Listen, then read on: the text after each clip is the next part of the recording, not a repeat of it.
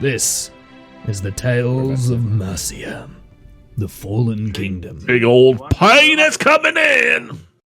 Penis? I unmuted you like a fraction too soon, so that's gonna be on the...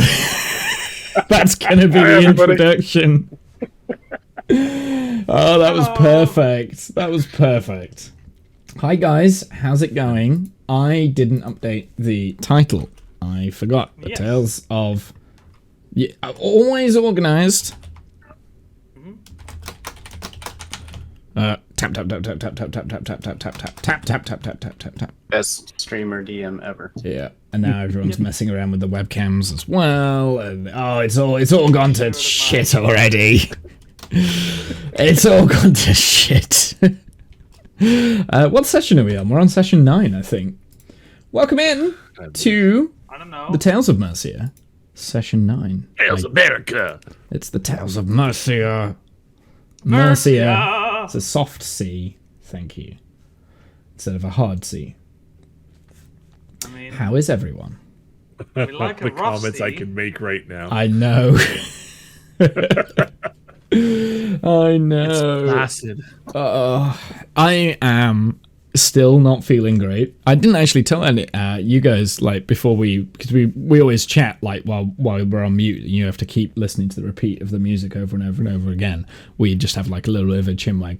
I didn't tell everyone. I'm not feeling great today, so we'll kind of see how it's going. Puke. No, go ahead. We also have a special guest today. Say hi, Buzz. Yep. Hi. There we go. Hi, Buzz. I said it. Hi, Buzz. Said it. Can you tell how... Because I knew that Buzz was going to be in the show today. I guess it's a show. Yeah, in the stream, the show, I guess.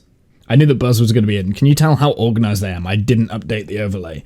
But unfortunately, we've got no Janice. So he gets to go in the little slot down where Janice is. So kind of works out. Unfortunately, Janice is being vomitous and, you know... Yeah, doesn't want to appear. You didn't even like put a purple background color on his text. You literally just like took a white Sharpie and wrote over Genesis' name, basically. Yes, I did. I'm it the was new so Genesis for today. Well, actually, Genesis' text is just underneath as well. So I mean, I can see it. Yeah. So it's like you just took a white Sharpie and wrote over top of it. That's exactly what I did because I was really unorganized. I was supposed to make a slot just below where I am, but I forgot. Oh, well, it doesn't matter. I can do it another time if we have another guest on, or if Buzz comes back, he'll get a proper little place. So yeah. So last time on Dragon Ball Z. Yeah, so last time on Dragon Ball Z. Yes, shall we do the recap? I haven't even got all my notes and stuff ready. I need to get my notes. Distract them! I definitely think we should do the recap, mostly because I have no idea what the fuck happened. Last week, this is true. Hermitcraft. Well, you and Animal, I think y'all ended up in this like tent for a little while. There were some strange noises, but... I mean... From the tent? Okay, so yeah, that was your character and Animal's character. There were strange noises. You're in a tent together, and things happen. No, that's not what happened. So on the previous episode of Tales of Mercia, the Fallen Kingdom. I don't even know where to start. This was so difficult to write this recap. Last session, and really my notes for this session is see session 7 and 8 because there's so much stuff that we haven't done that I was planning on us doing and we didn't get chance to because we just waffled on. But a lot of roleplay happened last session. There was a lot of talking and character development, I guess. But in the last session, the party found themselves on the road back towards Ransom Wood. After taking a long rest in the burnt remains of El, they found out the child's name was Leochorus. This is the child that they rescued from the village of M. So Leochorus, that's what they found out. After a long talk with Cliff about how Cliff brutally murdered people just over the road, The child started to open up a little bit more. Gentlemen, this lighthouse is under attack, and by morning we might all be dead. Yes, Kath. Okay, Kath, thank you for that. That was, nice way to distract me. So, cheering, animal, oh my god. FX editor, I feel like that's a bot. Cyan and Melody. There you go, you get some gifted subs. Thank you very much, Kath. 5 gifted subs. You're also a dick, because you did that right when I was doing the recap. I know what you were trying to do. You're trying to distract me. I've got to wait now for the freaking sub alerts to stop going on before I can continue. I think that's the last one. No, we got one more? Yeah, we got one more. Melodies. Yeah, Melody should be your last one. There we go. Those are the doors. That is a chair with a panda on it. That's the chair with a panda on it. Sheer poetry, my dear boy. Sheer poetry. Now, please stop bothering me. Okay. So, anyway, where did I get up to? After a long talk with Cliff about how Cliff brutally murdered people just over the road, the child started to open up a little bit more. He convinced the party to take him with them for longer than anticipated to the Dryad, who had lost control, which is where the party started to head out for. And the reason why... I forgot I hadn't turned that off as well. God, you're so distracting today. The reason why they took the child with them to the Dryad is because the child can speak Elven, and Dryads speak Elven and I think Sylvian, maybe? 2 separate languages. I think that's what Dryads can speak. So they decided that the child might be useful.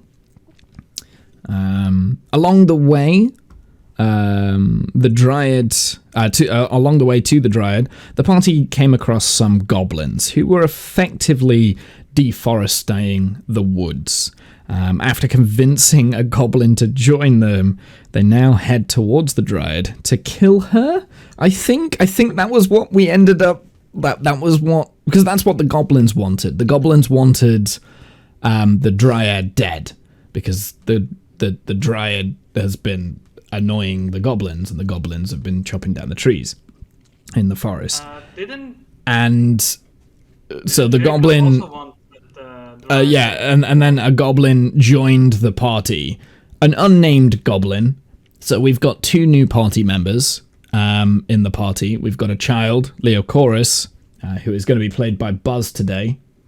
And Athbrus the Druid. A goblin, which is going to be played by me.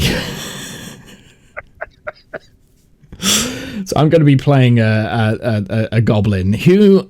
I guess Kath has named a colonist, and his name's going to be Ben. So, Ben the Goblin. I guess that's what the name's going to be. What's his full name? With his full name, yeah, Bendover. What's his full name? Okay. Yeah. That's Bendover the Goblin.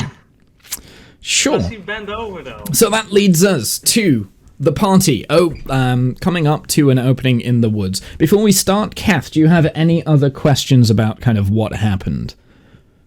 I think I'll just have to figure shit out as we go. Sure. But I'm going to kind of be just coming out of a drunken stupor and. Sure. I mean, well, for the most part, Kath was on autopilot. Flint was on autopilot, so he's been in the background just drinking the entire time. There is more that kind of happened that I haven't added in that recap, but it was all kind of like small, tiny little bits. All the key points are there, so from what I can think, unless anyone else has anything to add. Did I say or do anything stupid? No, I don't think you said anything, because I'm trying not to... When we're on autopilots, this is what will happen with Plum. I will just play the character in combat, but in terms of conversation or anything like that, they're just in the background, they're just kind of there. Instead of coming up with like BS reasons of why they're not there. we will just kind of play the characters as we go, if that makes sense. Good. Okay, so that leads us to the opening of Mad's Reach, of which the party are grouped down at the bottom with a goblin and also Leocorus, which I need to bring onto the thing there. Oh yeah, I remember this map. Cool. So at the end of the last session, so basically what you're seeing here, let me just explain this for buzzers' sake and for the sake of anyone that can't quite see the map or maybe want to interpret the map. So you've been following this trail and it's kind of opened up into a cliffed area. Basically, the dirt path is going into a big opening. The trees have started to thin. Well, the trees were very thin anyway because the goblins have been chopping things down. But as you've got closer to Mad's Reach, the trees have started to create a clearing. Towards the north of you is a rocky, mountainous drop that kind of opens up.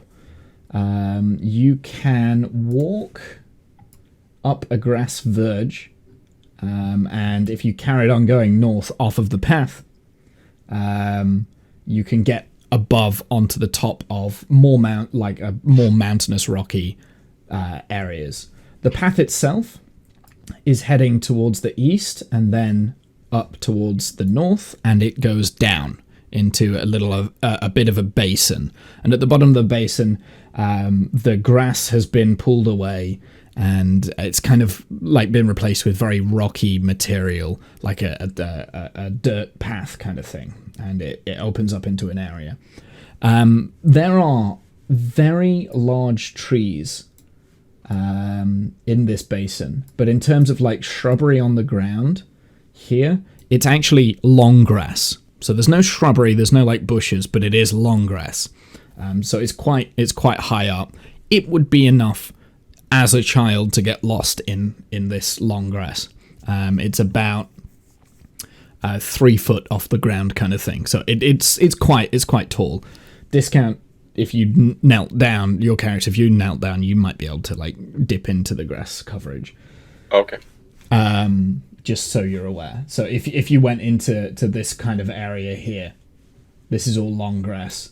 The grass is less longer over on the top of the mountain range here. I'd say mountain range, it's like a cliff face that goes all the way around. And there is more rocks and a higher terrain up right over to the north of the map. And then that's where the trees kind of thicken back out and it's difficult to see any further. Okay, so I believe... And how tall are the cliffs, roughly? So we're talking... 3 cliffs tall, I guess. Yeah, so it depends where you are on the cliffs. So depending on the thickness of the cliff, I would say...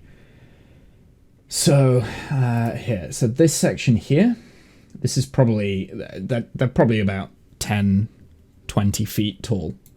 This section here, this is about a 40-foot drop, if that makes sense. Okay. So it's variable throughout. If you wanted to know more, just ask me as we get it closer to the different areas and that sort of thing, if that makes sense. Sure. So the first thing, I think it was Animal that was leading the way with the goblin next to him. Mm-hmm. And you kind of walk into this area and the goblin, he turns around and he says, "Right, we need to go and attack. I'm going to go and hide." And immediately kind of like turns tail. And he's going to jump into the long grass. What is... First roll. He's gonna jump into the grass and land on the pathway there. You can all see him, but he's covering his eyes. Oi, you're doing good. You just stay hiding there. I'll flank them. You go and attack. And he's just like standing on the path. Yeah. In the As background, this is happening- you can hear the dryad crying, wailing. As this is happening, I walk up to one of the cliff sides and I lick it. Oh, for fuck's sake. Roll me a Constitution saving throw. Okay. That's this. Yep. Roll me a 1d6. Okay.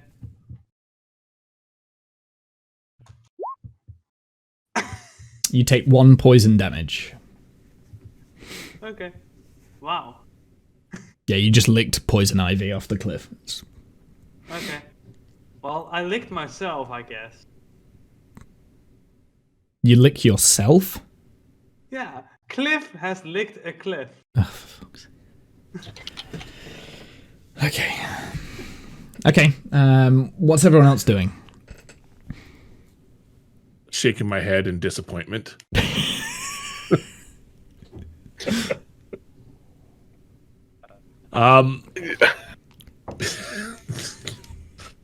The face palm from Discount there was perfect. It's just Leo's like looking at Cliff's like, why would you do that?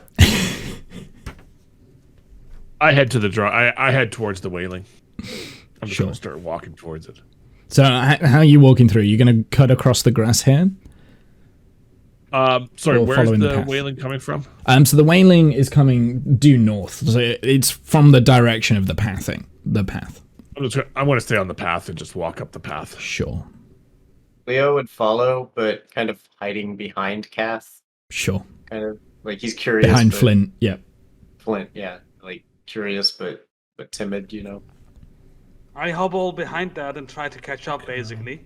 As you move forward, the goblin starts creeping up as well, but directly on the path. Like he thinks he's completely hidden, but he's like kind of creeping up. And he's got his he's got a scimitar out ready to. Can I sort of confer with Plum and sort of say, how much do you know about dryads? What experience have you had? I'm gonna make you roll the history check there, Okay. so I don't have to do it. Smart move. That was very smart of you to do that, by the way. Can you Oh, Draic, you know Oh, everything about Dryas. So Plum now suddenly just remembers all of this information about dryads, and she says, well, she knows that they're entwined to trees. She knows that they actually, she's just heard it, she's just recollected of a fable of a dryad that once brought trees from inanimate objects into an awoken tree kind of thing, into being. Some dryads have been known to be attached to certain trees in certain places, and once those trees have gone, that is when they lose a footing in their in reality. There are different types of dryads in the world. This one in particular, Madawin, she's not heard of before. However,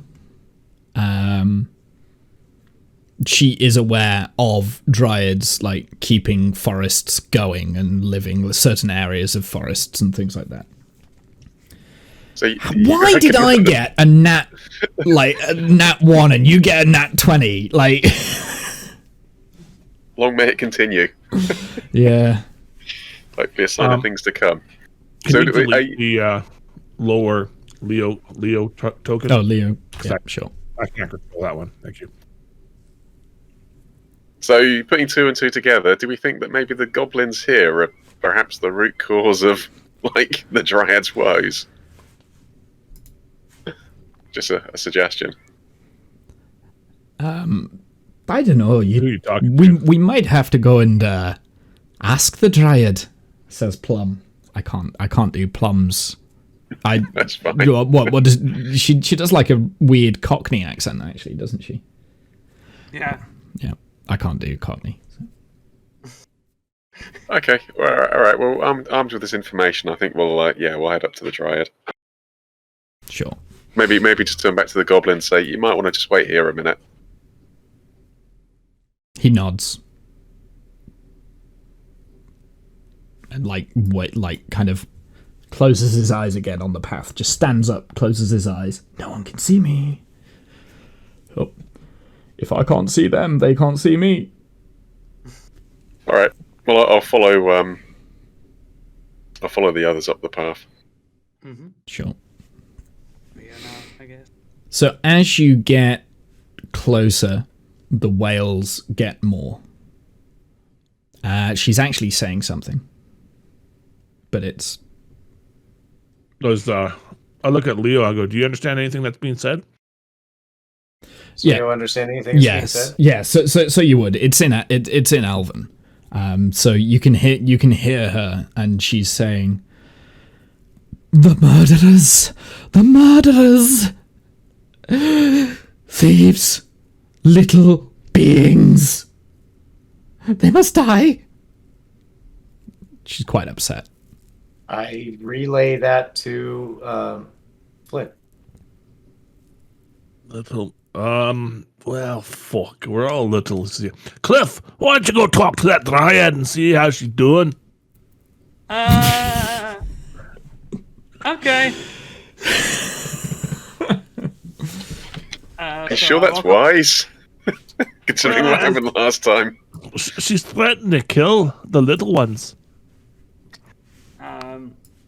Me being a gnome and such. I walk up to the Dryad and I'm like, "Hey, you want a hug? You seem So upset." the moment you kind of like walk into this area here, she stops, turns around, looks at you, and like in third. So Leo, Cora, Buzz, you would be able to hear this, but because it's quite instant, the rest of the party probably wouldn't. You wouldn't be able to like for like translate this right off the bat, kind of thing. So. Cliff, you're not going to be aware what she's saying. And she just says, "That little one has hair. It must die. It must die." And she's saying this, like, kind of, like Leo gathers, she's very, saying this about... it's kind of like an instant kind of thing. So on that, she will actually cast something at you here, Cliff. Leo exclaims... because he's kind of fond of Cliff at this point. It's like, watch out! Just instinctively, kind of. Sure. In a second, we are going to do like roll initiative, so then we can like, because this isn't a surprise roll from the Dryads thing. Like you're aware of the Dryad, so we'll do an initiative, but I'm going to explain like kind of what is about to happen, and then we'll do the initiative, and we can see where the instinct lies. But yeah, so she's about to pretty much cast something, and you're aware of this. So let me pull up the turn order, and you can all roll me initiative, please. Oh, for goodness sakes. Let me make sure that... Of course. Character selected. 16! Yes! Surprise attack onto the Dryad, I guess. Too busy crying. And I gotta do one for Leo. There's a d20 minus 1. Also, I like You want me to how roll it, or? Plum is Oh, still you can behind. roll. Yeah, go ahead. Yeah. So, oh yeah, Plum as well. Should we do... Let me pull Plum into this. So Plum would be probably next to Drake, 'cause they're at the back. And also, while this is happening, she's probably going to say to you, Drake, we probably shouldn't hurt the Dryad. I don't really want to hurt it. If we can cure it, that'd be better. And let me roll initiative for Plum as well, because she is in this fight. Oh, okay.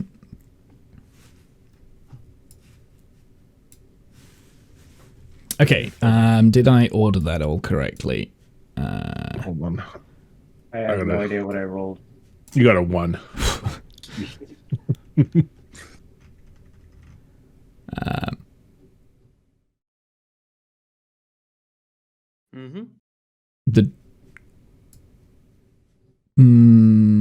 which goes first when you've got a tide? Is it off your dex mod?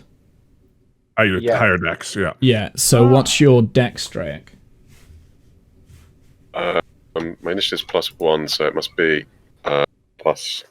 Dex is dexterity is 1. 13. Yeah. 13. Okay, yeah, so you get to go first then, because hers is 12.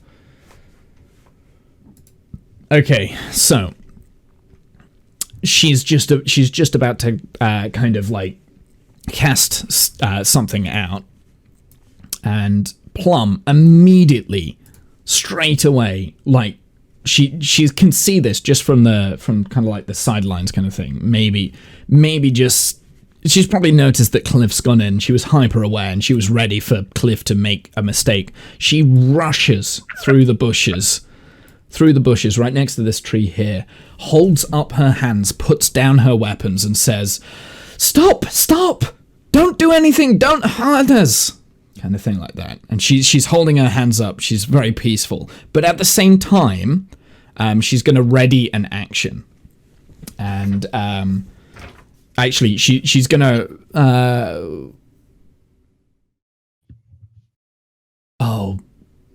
I really wish Janice was here. She also reaches for her dagger, and she kind of notices it's not there. It's gone missing, so her dagger's not there. She's got a quarterstaff in hand, which is kind of not very threatening, and she's putting it down on the ground. She's like, don't hurt me. But she also has in her back the other dagger, the burning dagger, which she's left in the bag, and she's... The moment that the condition for the action is to whip out the fire dagger and throw it, right? So if the Dryad fires her spell at Cliff, she's going to throw her fire dagger, if that makes sense. No, it doesn't make sense. Why would she defend Cliff? Then we've got the Goblin. The Goblin, who is super not hidden in this long grass over here, like somehow managing to stick out. He yells, "Attack! Attack!" and rushes forward. He actually... Does he have a bonus rush? He could probably do a bonus action dash. No, he doesn't, because he's not a rogue. So you've got nimble escape, so you can bonus action disengage or hide with a goblin. So it's not quite the same as your goblin character. So he's actually going to run out to here. He's going to pull out his short bow and fire it. And it misses. It just like collides with the back. And he's like, attack, attack! You know, it collides with the bit on the back, and he's now drawn all the attention. All of the attention is now on him from the Dryad. The Dryad like, kind of turns around. Which then brings it up to Cliff. As I was walking up to the Dryad, I was like, I'm gonna hug you, but now this goblin is actually attacking, and I want to protect the goblin from whatever might happen. So I literally run up to the goblin and try and get it prone to the ground. Basically, try and like judo wrestle it or whatever. Basically, get it on the ground and make it so that it cannot attack. Okay, how much movement do you have? You've got 25 feet worth of movement, haven't you? I think you can make it. Yeah, speed is 25, exactly. Yep. So, So move your character. Go for it. And then for a grapple, it's a strength check. Strength check. Yeah. So if you want to roll your strength, then I will roll a counter strength. Actually, would the goblin? Yeah. My rolls. Yes! Yes! So immediately you just like run up to the goblin, bury him down, like full on rugby tackle, bury him to the ground, and it wipes him out, and he is down prone, kind of thing.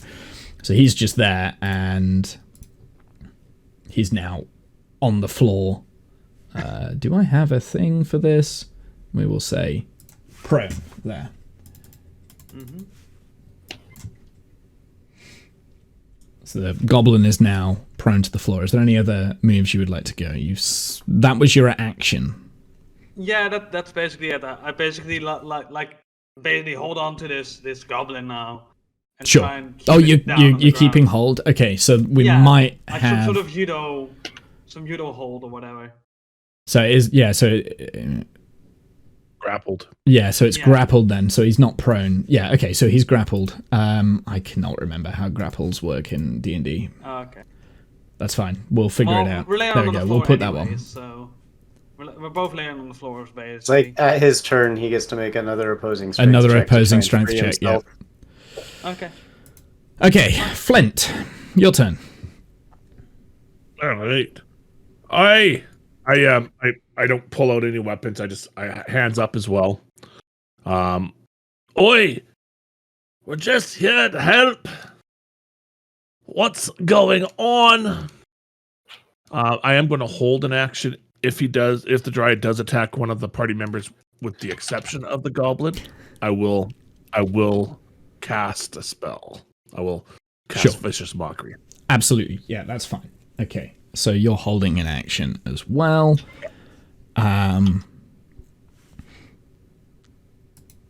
Drake? I'm gonna wander up to the goblin while he's restrained, and I'm gonna give him a blow to the head with a spear. But I'm gonna pull my attack, so I'm looking to concuss, knock out, basically render unconscious, as opposed to kill. Okay, so I don't think you can quite make the movement because you've got 30 feet, right? All right. Okay. In which case, I away. will move up, position myself ready to do that. Using double move and yeah. So I'll get in a position to do that then. I mean, you can use an action to dash. And then you can reach the goblin, but you wouldn't be able to then use your action as well. So you can be like next to you. That's fine. So that's I will dash. Here. So I'll move in range, ready and waiting.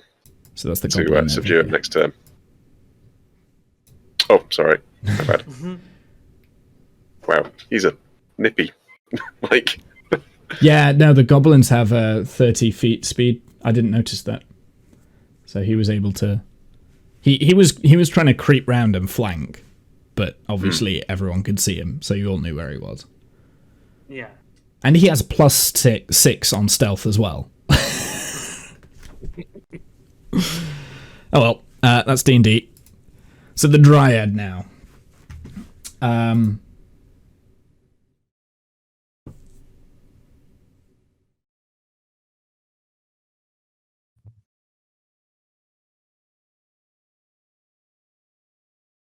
Yes. Okay, so the Dryad is now very confused. Sorry, I was reading something. She was about to spellcast towards Cliff, but instead decides to cast a different spell, and she's going to cast Bark Skin on herself.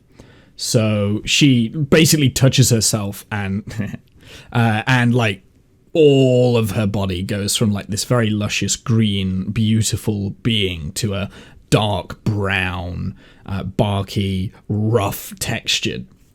And basically she now has, you catch him until the spell ends. The target's skin has a rough bark-like appearance, and the target's AC can't be less than 16, regardless of what armor it is wearing. So, she basically has created an armor. She then yells out, "Leave the forest!" in Elven. So anyone who cannot understand Elven didn't understand that. Okay. Leochorus, your turn. So I can see her, she can see me. Yes, so you are approximately like 40 feet away. At the moment, you're kind of like standing behind Flint at the end of the pathway. The rest of the party, they're kind of in the surrounding areas where this ditch is, and the Dryad is kind of northeast at the back wall against the ditch where the cliffs are. Okay, so I was brought here to speak with her, and from traveling with the party, I kind of gather that they don't really want to kill the Dryad. Is that correct? That's correct, yeah. Okay, It's only the so goblin. I'm The going- goblins want to kill the Dryad, and they were offering the cliff money to do it. Right. So I'm going to speak in Elven and just be like, they're here to help. They want to help. So the Dryad immediately looks directly at you. Little being speaks to me. Like, can I make a persuasion? Absolutely. Go for it. All right. Performance persuasion. Persuasion of +2.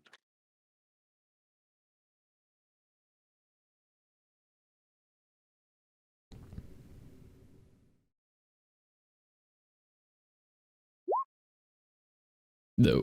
It didn't roll. You had a bunch of dots from the push Oh, I'm talk. sorry. Yeah. Yeah. Always fun. So 9. Not very good. Let me get it. I don't have a roll 20 yet. She, like, you can tell that she's not like, she's focused on you, but she's like staring you down quite aggressively.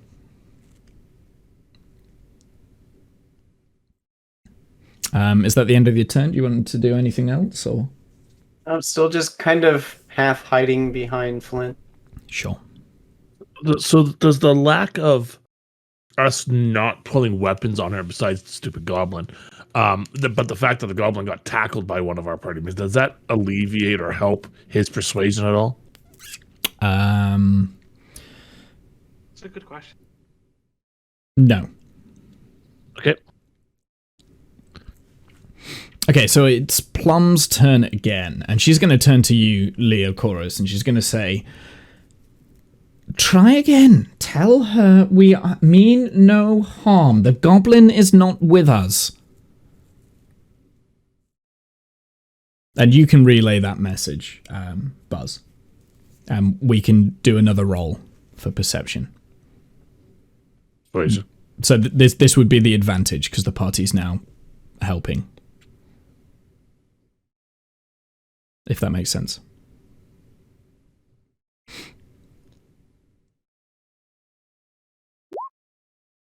No, you had to push a talk in there again.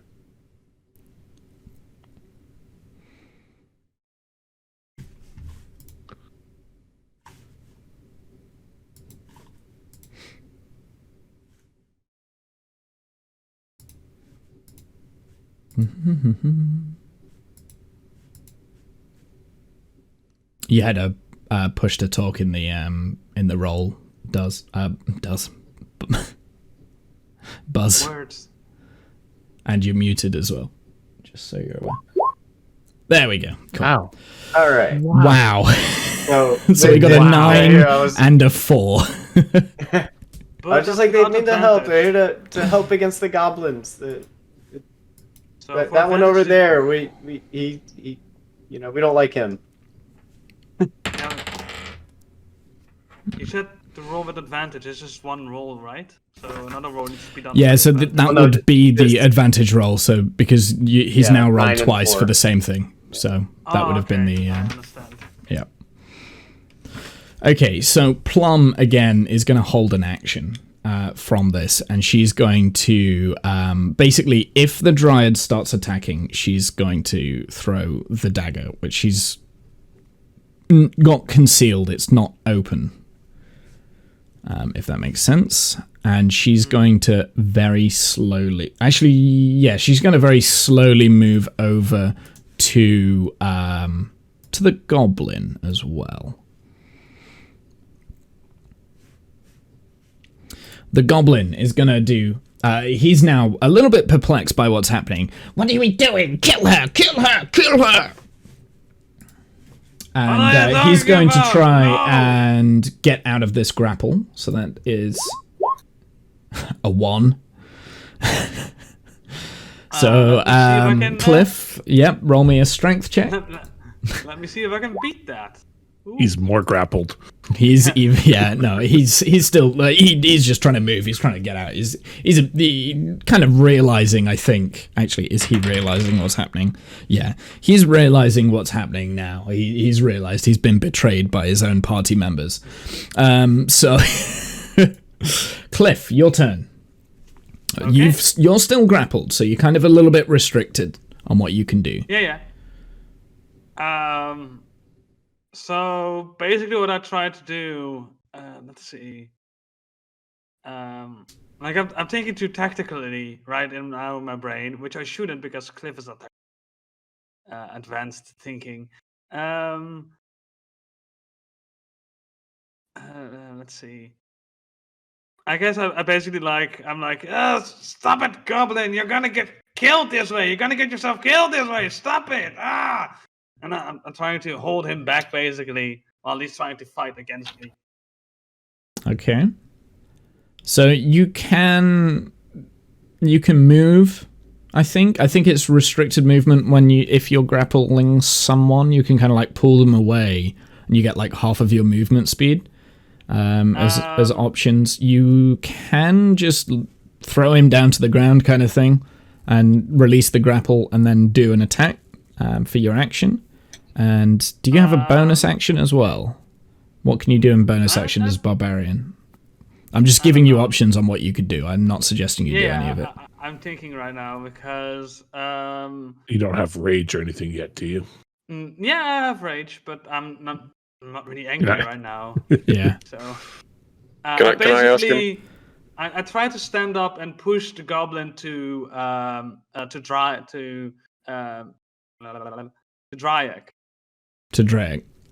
Pushing the goblin. Yeah, my brain is not you. working. Sure. So basically, I try to push the goblin to him, like, help me! I just sort of say, hold him a second, just hold him a second longer. I'm holding him back, but I kind of trying to make it so that if anyone wants to do anything with this goblin, they can, basically, kind of deal. Sure. Also because I'm like, help! What do I do now? Help! So the goblin has also. I'll give you a little bit of extra information about the goblin right now because you're kind of holding him, so you'd be aware of this. When you grappled him, the short bow fell to the floor that he was holding. Mm-hmm. He's got sheathed to his belt a scimitar. Mm-hmm. Just as a side thing. Yeah. Can you disengage from a grapple? You can't, can you? That's not how that works. No. I don't know. Really. Not as the grapply. No. Okay. I was just wondering. To be right. Okay. Flint's so not smart enough to be like, hey, let's take this. Yeah. Okay. That's fine. I just wanted to give that extra information because obviously we can't see that there, but you would be aware of it. Yeah. Okay. So that's the end of your turn then, Cliff. Yeah. Whereabouts were you moving the goblin to? Like a little bit further back down here, or? Well, not just in the same slot, but just more like... just getting closer to Drake. The others are free to jump in and help, basically, if they want to jump on the goblin or whatever. So that's not like I am covering the goblin completely anymore, to say. I'm not in the way for any party member to do anything. Okay, so, Flint, your turn.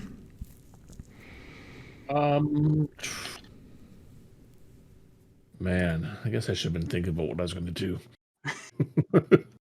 So I want to keep my hands up.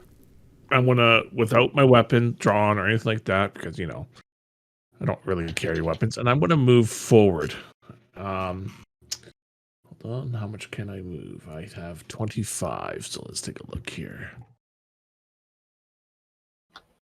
So I want to move over to there, closer to my party. Not necessarily getting closer to the Dryad. Sure. but I'm hands up. And You're I'm kind just of like moving over. skirting around, facing the dryad. Yeah, sure. Yeah, and I'm going to keep my held action still. Same criteria. Same thing is as soon as if she tries to attack any party member other than the goblin. Yeah. Yeah. Okay. Sure. Okay, so Drake. Well, I will. Yeah, I'll like I say, take a stab at the goblin with the tail end of the staff, so like the non-pointy end and spear. Sorry, and yeah, see if I can knock him out. So obviously not using lethal force, but hopefully enough force to render unconscious. Okay, Yeah, so render non-lethal unconscious. force, sure. Yeah. So that'd be an attack, right? So cool.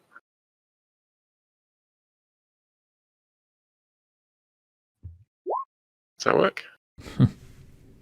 Yeah, 15? sure. So, I'll go with the 20, I guess, because he's.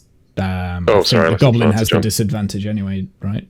Yeah, he doesn't have much room to move and defend himself. But anyway, yeah, roll damage then for me.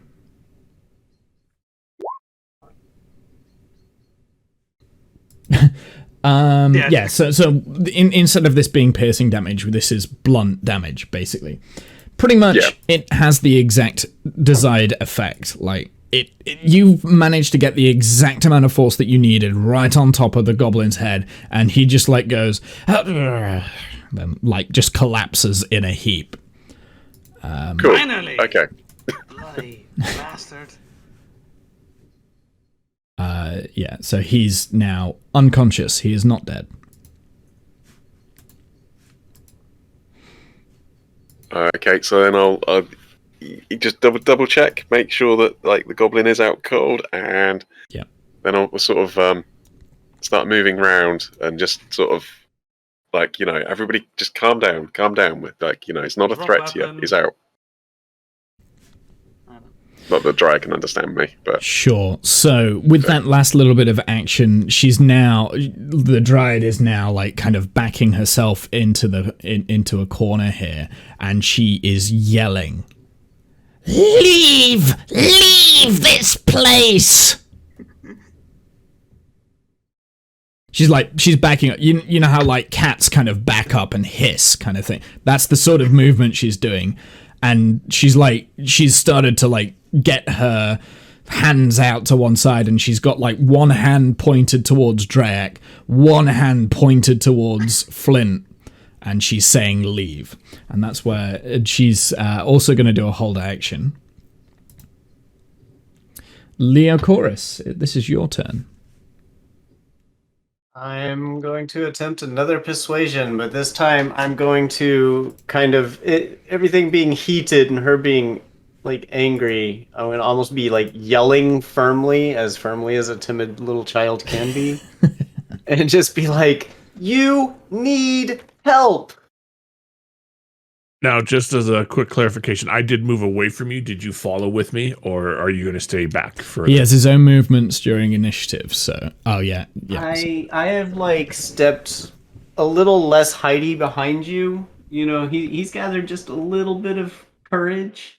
Okay. And so he's not necessarily so much hiding behind you anymore, but he's... But you moved with me still. Kind of approaching, but not advancing past you. Yes. Okay. Okay, so roll me a persuasion check, and I'll give you advantage because I feel like the rest of the party are kind of like doing what they can now to assist you. Did that roll twice? You did not Did roll at not all roll, yet. unfortunately. What is... Oh, it's because it's the same... Hold on, I gotta put it... A.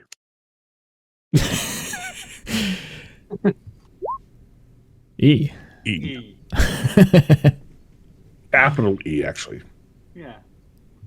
EA Sports. No, A. Sports. Yeah, in this case. Out of a game. Did it still Artificial not... entertainment. What is Still going nothing. on here? I don't know. Oh, I'm in the wrong window. That's what's going on. No, am I? That explains a lot.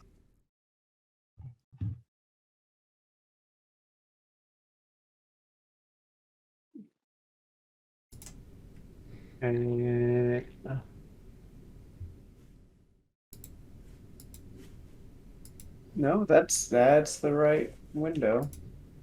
Why is it not letting me? Okay. Slash roll.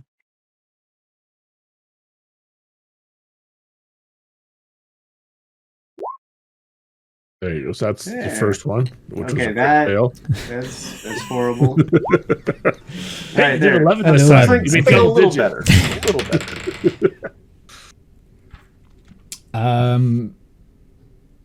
As soon as you start talking to it, like, so every time someone kind of does a movement, her eyes immediately go to that person.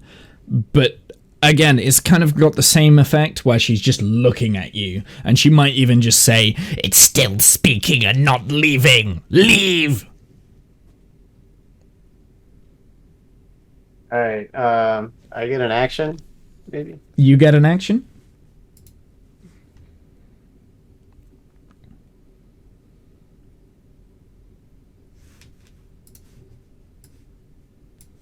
How much movement does Leocorus have? Not much. I think it's only like 15 feet, right? 15. Yeah. Yeah.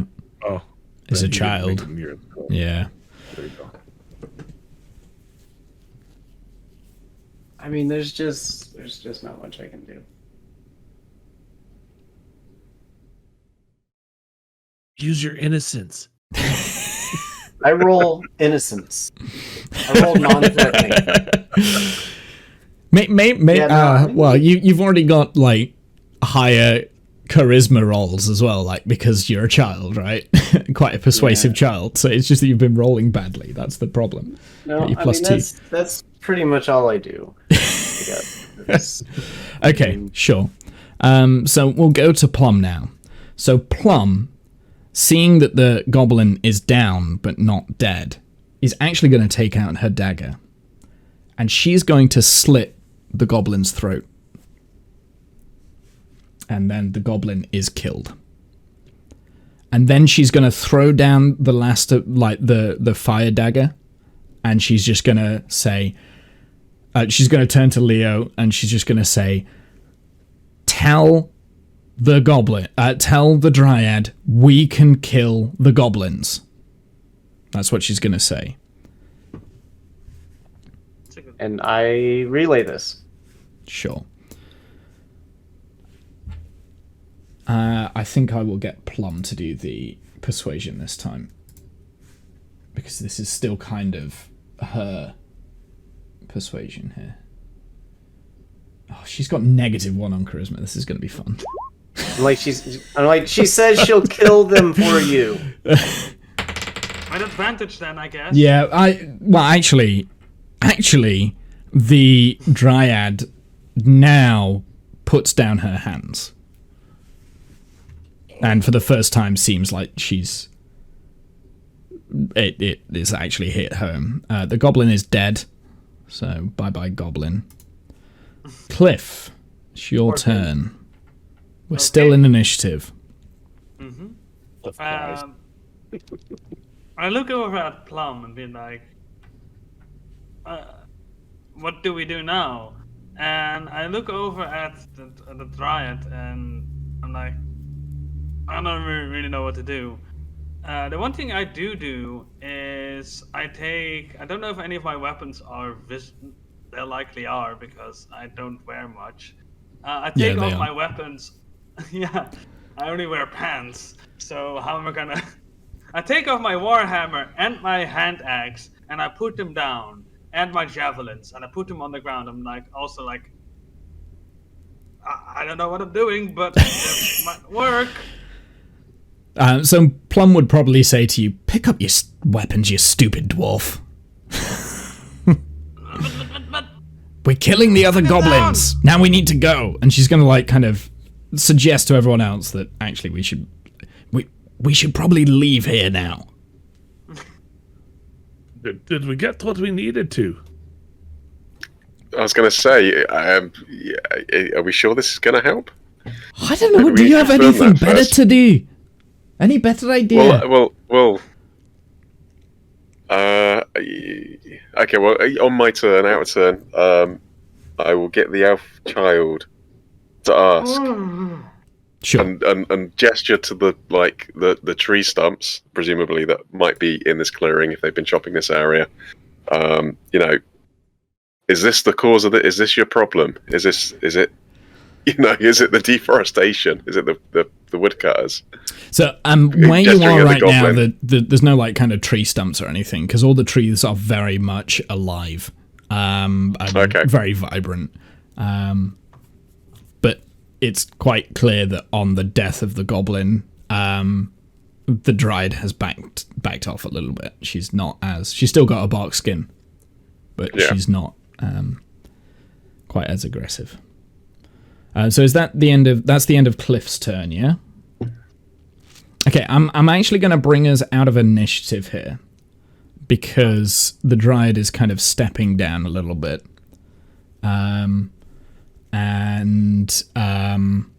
Vicious mockery. No, I'm just kidding. Murder that Ryan.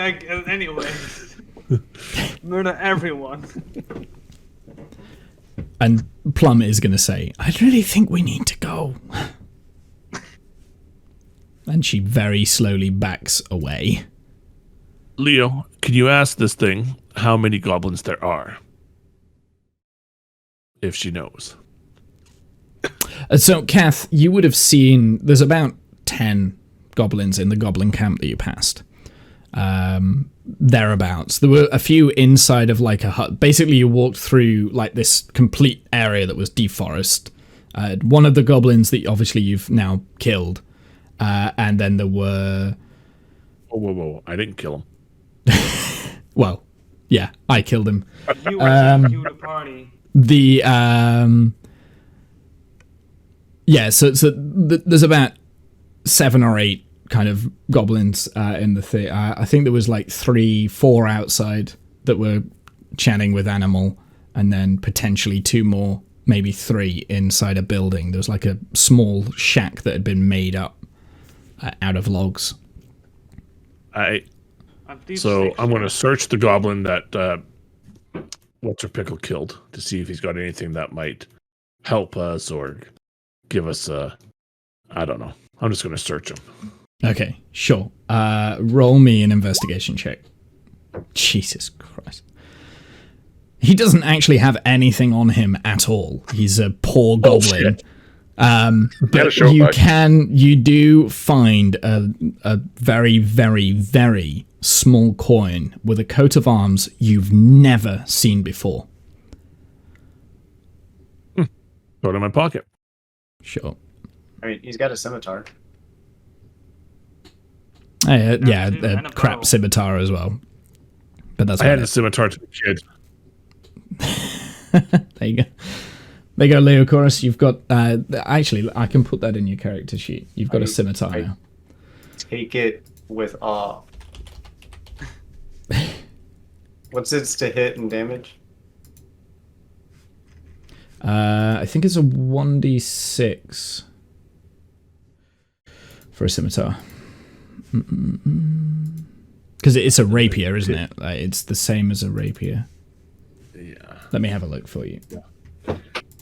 And how do you determine hit?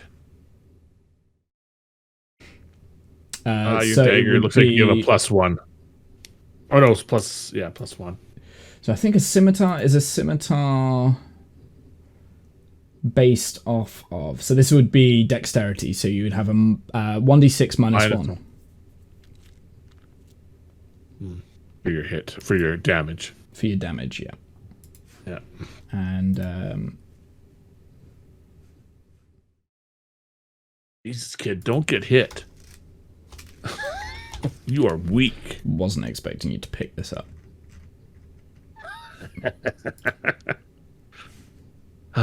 Don't you know anything about being a DM? It's not a rapier.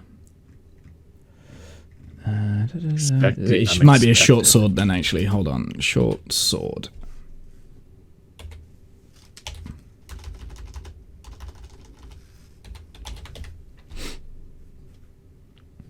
Yeah, it's a short sword.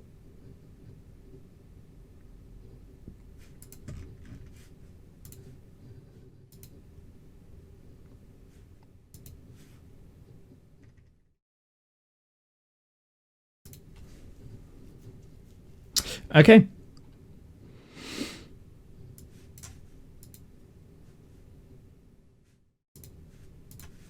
So, All right, what is I everyone guess else we should doing? head out. Guess we're gonna follow Plum because she's our faithful leader. The one thing I do is I take the goblin's dead body and I toss it over to the dryad.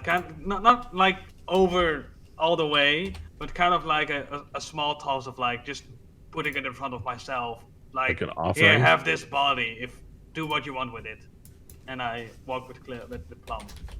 You literally picked up the body and threw it at the dryad.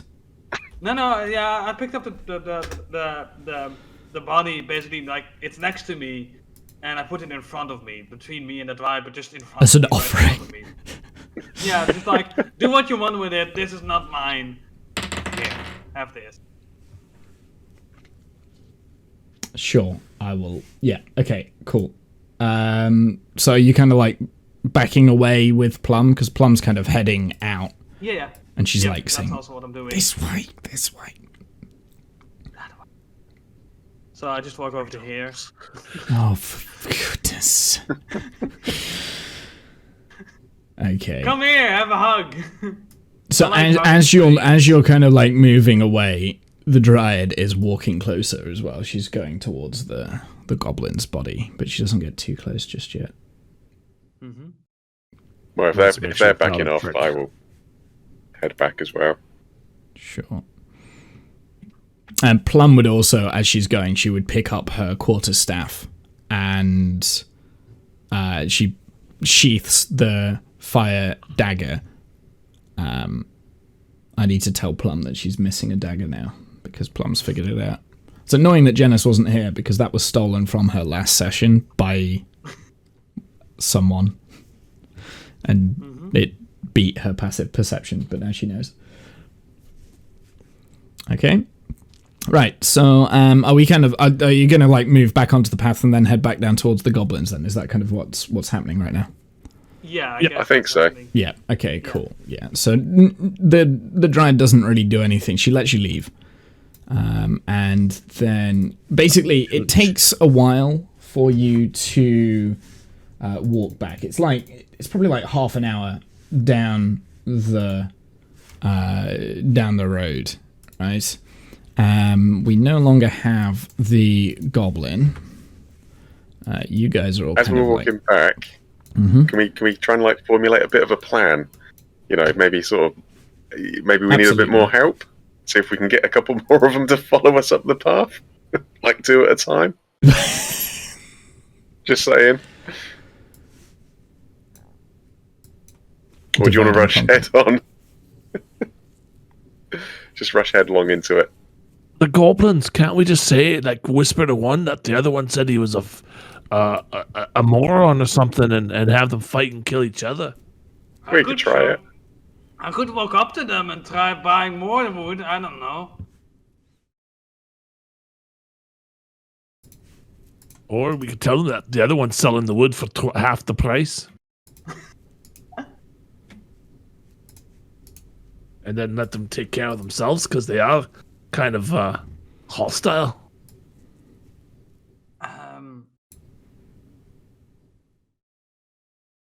Yeah. What do you think, Plum? she's quite quiet now. She's just kind of like in the background. She's following you, but she just nods. In her own All right, thoughts. I guess it is.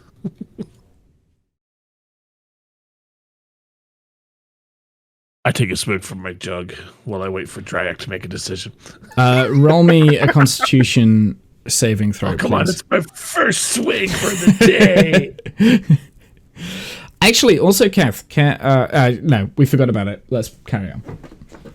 I meant to make you make a roll at the beginning of the session, but it's too late now. Dark Tune, it's too late now. I'm just gonna. You gain a layer of 1 level of exhaustion, Kath. Fuck you. 1 point of exhaustion. I look round the party and sort of like, yeah, subtlety's not really your strong point, is it? And we've just stroll into the stroll down the path towards the goblins.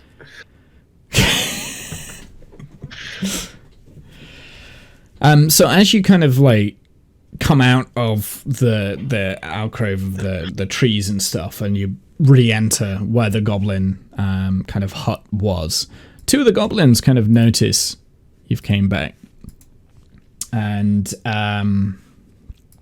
hey, look, they're back, is the dryad dead? Way, well done, woo! And hey, boss, they killed the dryad, they're back, they didn't get mushed like the last couple of people we sent up that way. And then pretty much a goblin sticks his head out of the door and he says, right, yeah, whatever, and goes back inside.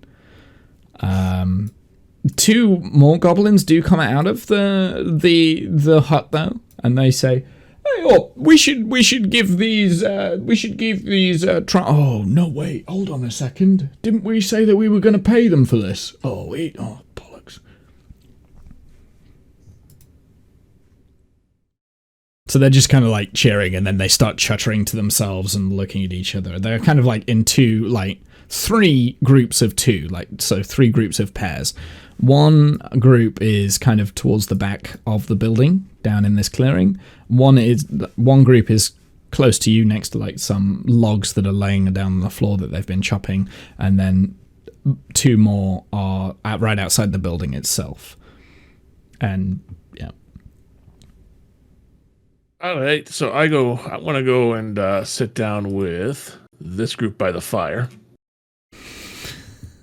Wait, you've got two characters now. Do I? I didn't realize we were out there. Sorry. Yeah. I'm seeing double because I'm so drunk. Okay. Yeah. So kind of actually, as you kind of walk down towards the path, before you kind of get to the fire, so we'll stop you about here if that's all right, Flint. Is the rest of the party kind of following behind? Place your tokens kind of where you are as you arrive on the scene, if you could. Okay. I woke up to that as well. I'm yeah, we're back. We want to get paid, kind of deal. I don't know. Hold on a second. Yeah. One of the goblins kind of looks at, who's this guy? Hey, where did Ben go? He's dragging the dryad. He's up the putt. He's very slow. Oh yeah, he is very slow. Roll me a deception check. I was going to let you have it, and then I thought, you know what? No, we're playing D&D. We need to roll die. Roll or die. Leo's going to try and stay out of sight. All right, yep. All right. Why would he be dragging the dryad back? Oh, I suppose we could sell it. We could try and sell it. A dead dryad might go cheap. Yeah, I suppose so. Right, okay then. We said it was his share of the reward. What? Oh, that's your reward. Wait, that's the reward. Oh yeah, we. No, his share. Him. How much did we say that we would pay you for again? 10 gold pieces. No. 20 gold pieces. I go. No. Leo's gonna, as they're approaching, Leo's gonna try and stay out of sight and kind of hide himself. Sure. Whereabouts are you hiding yourself? So at the moment, just so we can kind of get a visual picture of where you are, Buzz. You've got a huge clearing with very, very, very short grass all the way around it. There are log stumps of cut down trees scattered around everywhere.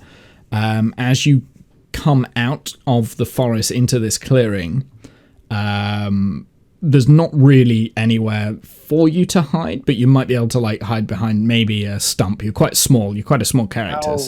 How far from the forest to the group of goblins? From the last tree to... Probably about 100 feet. About 60 feet. Okay, do we have to walk by a pile of logs or something? There is a very small stump to the left, to the right of the path as you're walking down Okay. Yeah, I'm just gonna like kind of just subtly duck behind that. Sure. So that would be about here. Actually, there's also this log pile down here. Actually, that you could. We'll go with this log pile. Okay. Then you're a bit closer. Yeah, because I want to be like within earshot and kind of peek around. Yeah. And Plum is just kind of like pulling up the rear a little bit, like kind of head in hand, kind of face palming her, like as she's going and not really paying attention. I got a 16. Best roll yet. Mm-hmm. So yeah. So I shouted, yeah, we were promised to be paid 10 gold. No, 20 gold. Roll me a persuasion check. I'll let you do it on persuasion. 15. In persuasion, I have 0 bonus. Perception. Oh, did we really say it was 20 gold? I don't even think we got 20 gold, have we? I don't know. I'll go and have a look. And he goes into the building. One of the goblins goes into the building. Are you still after these logs? You still want these logs though, right? Is the last goblin left. Yeah, I got in contact with the king, and I'm no longer needed to make the deal happen. He's gonna come over here himself to make the deal happen. Sure. So, when you mentioned the king, so roll me a deception check, please, Animal. Okay, yeah. Is that the one?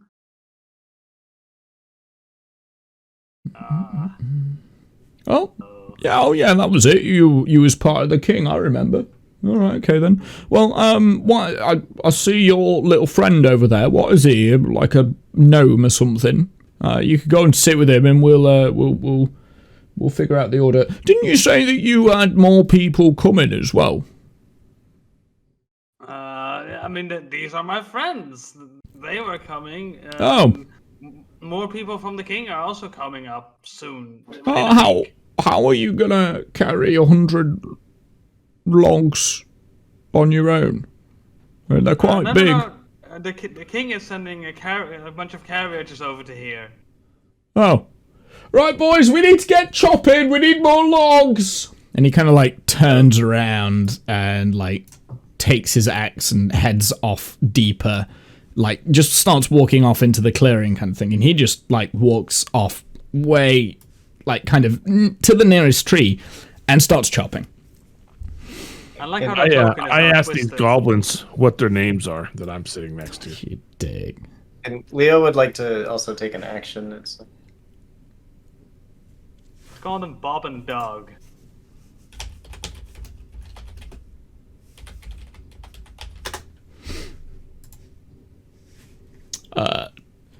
Hey all, my name's Ect and this is Zold. X and Zold. Hey. Ect here. Would you like a swig? A swig? Roll me a persuasion check. So Leo would cast Minor Illusion to try and make a voice that sounds like the boss guy that popped his head out. Can I do that? Yep.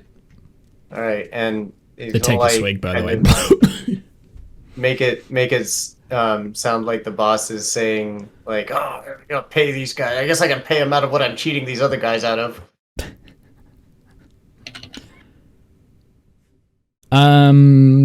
Wait. So what are you trying to do with it?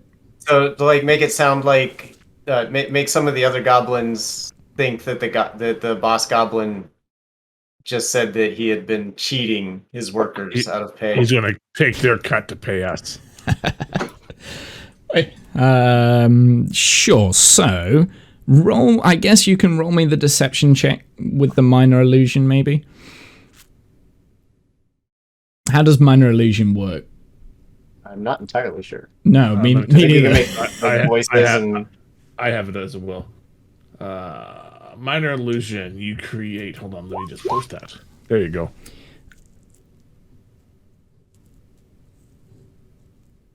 It can be your voice, someone else's voice, lines raw. The sound continues unbated.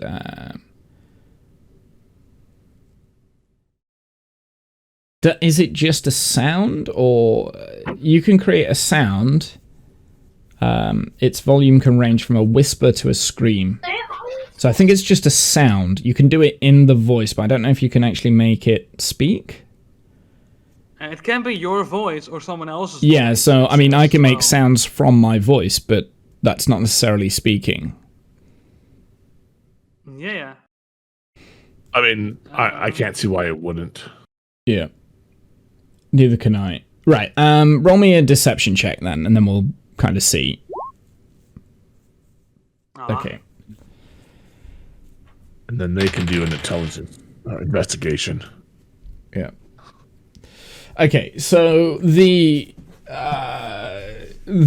goblins. So what's your DC save? 14. Okay. Yeah. Okay. So the goblins hear the voice, and so these two at the door hear the voice, and they like kind of look at each other. And it's like, did the boss just say that we're being caught out of the cut? Wait, does he have a little stash in there? And they go inside the building, and then you can hear them, like the goblins arguing. You might hear like the boss goblin. Oh, what do you mean cut at the back? I haven't got a secret hidden stash cut. Yeah, well, we just heard you. No, I didn't say anything. What do you mean we didn't say anything? You can just hear this going on in the background. It's quite intense argument that's going on. Meanwhile, while that's going on, I look at these other guys and I pretend to take a swig from my jug, because you're going to make me roll a fucking constitution. And I go, and I start kind of acting a little drunk. So, Ben, when did you want us to... When did you and the boys want to kill that Axe and his buddy there? What? Roll me a performance. Oh.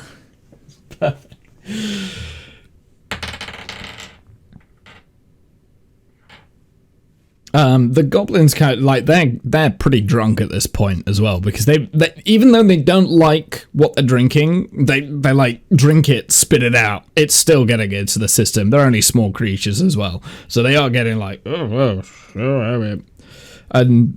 so what exactly did you say? What exactly were you trying to make them do? Basically, what I was doing is making them think I was talking to Ben, the one that was with us, right, about a plan to out these guys or kill these guys off so that the rest of the goblins could take their share or their cut. What do you mean? Well, we need to go and get Ben. Really, I ain't very good at Ben. Do you know what? I really don't like Ben. He disappeared with a bunch of strangers the other day. What do you mean the other day? It was only a few hours ago. Or was it a few hours ago? I thought it was like half an hour. I don't know. We've been sat at this campsite for a long time. I don't know. All I heard was the boss wanted to off you two guys so that the boss wants to off us. Why would the boss want to off us? To get a bigger cut. And they kind of like stumble up. Oh, I'm not having any of this. And they move from the fireplace. They stumble because they are, inebriated. And they're walking towards the hut, the door. Meanwhile, by the way, Plum has just been like watching this entire scene unfold, and she's just like, what am I watching? Like, what is this? Kind of like how she did with the last episode, where she was just like watching Cliff do random shit. Just like, what am I watching? I presume that's very much the same, Drake. Yeah, the same. I'm just gonna lean against the log pile over here and just watch it go on. So Drake is leaning against the log pile that Leo Chorus is kind of hiding behind as well, just so Buzz is aware. Yeah, Plum probably comes and joins you and just crosses her arm and just shakes her head. Cliff, are you doing anything? Well, did I hear Flint talk, or you probably wouldn't have heard Flint, but you can see the goblins stumble up looking very angry. You definitely would have heard Leo Chorus and the voice, the voice that he projected. So you would have heard that, but you probably didn't hear what Flint's doing. Okay. You just see some angry drunk goblins coming around the corner.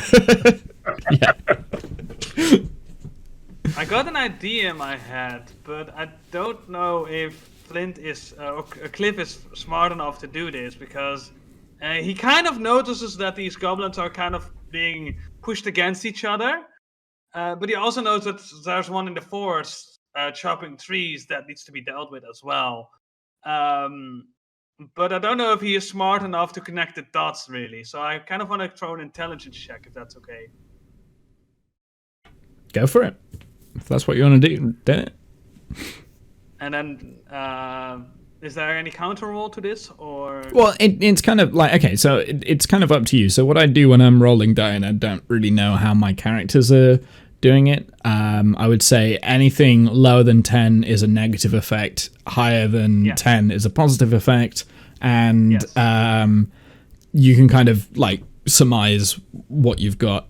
I kind of do that with the NPCs a lot as well, so just as a side thing. Sure thing. So here we go.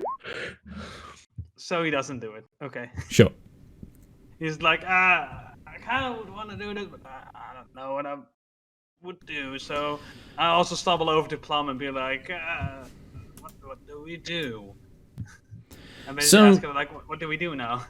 While this has happened, because that goblin kind of walked away and started chopping the woods, he's kind of realized that nobody else joined him, and he's heading back, and he's also looking quite disgruntled. He looks pissed off. So we're getting like a bunch of pissed off goblins. The other two goblins, they burst into the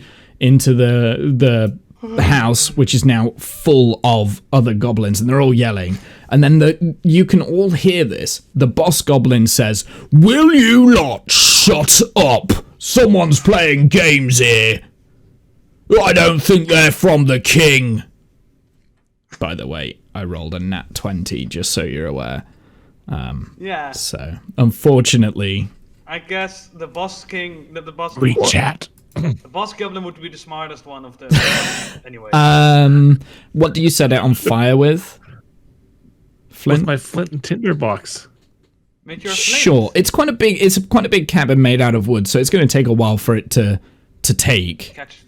But yeah, it is now starting to burn. There's like a small ember on the back of the fire that on the back of the building. Seeing Flint pull out his tinder, can I do a spell? In fact, I've got fireball, haven't I, in the wand stuff thing? Do you have access to the not fireball? Not fireball, but I've got the other one of the spells in fires. there. Yes. He's got a staff. Yeah. Yeah. You don't have access to the fireball yet. You have to wait until you're higher not level. fireball, but we've got the. You've got control flames. Oh, it's a cantrip. And enlarging a flame that way. Yeah, but that doesn't create a source, does it? No, that does. But we have a Flint's source. just got the source. Yeah, he's just set it on fire. Yeah, you can enlarge it. Yes. To get that stuff. That's true. Yes. Okay. Yeah. Well, I'll use control flames, and I'll expand the flames very, very quickly. Sure. Can you? How much of a big area does control flames cover? So you can only do it a limited amount. You can't do it like it's not. You can't just engulf the entire building in flames. There's restrictions to it. I believe. So I've got to be within 60 feet, and so you can choose a non-magical flame that you can see within range, fits within 5-foot cube. Effect it in one of the following ways: instantaneously expand the flame 5 feet in one direction. Yeah. Provided that wood or other fuel is present in the new location. Which it is. If you want to, like, so you've got like 5 feet. You can expand it in 5 feet in the building. Yep. So we'll do that. Sure. As soon as Flint is out of the way, Leo would like to cast Earth Tremor on the shed. Right, we're going to hold that there because the goblins are figuring it out. And basically, I rolled a nat 20 for the boss goblin to kind of convince the other goblins to stop what they're doing and turn around and fight you guys. So we're all going to roll initiative. I was allowing the expand flames, but I'm holding on that, Buzz, for me. Oh, discount disappeared. We're all broken. That's fine. Don't worry about it. Maybe he BSOD'd. Oh, Oh, he's back. now he's Do back. this and then- Okay, okay. I wondered if we'd got a blue screened. Right. Okay. So. Mamba, I need you to swap out Leo, or delete the one that you put. Oh, Like, sure. Sorry, don't know You what happened can't. there. Can you not It's gorgeous. control that one? The one that I dropped? no, it doesn't have the bar or anything. Now I can. The one I just dropped, I could. Really? It should be the same one. Yeah. Can you control that one? The one that I just dropped now? Nope. Ooh, weird. Huh. Okay. Well, you just pull Leo out then, when you can. Yeah. Oh, I wonder if it's because it's a... No, okay. I'll explain later. Right. Right, what were we doing? We were doing rolling initiative. Everyone select your character tokens and roll initiative for me, please. Alright, did Buzz roll? That's 19 for Buzz. I'll put that in there. Thank Yeah, you. I already rolled, luckily. Was that? Wow, we're all rolling high on this round. Yeah, that's my camera. Goblins don't stand a chance. Yeah. Okay. So... This might be a short battle round. Mm-hmm.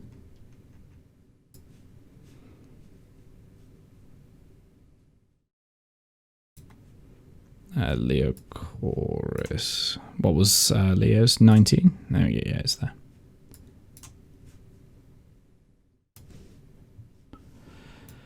No.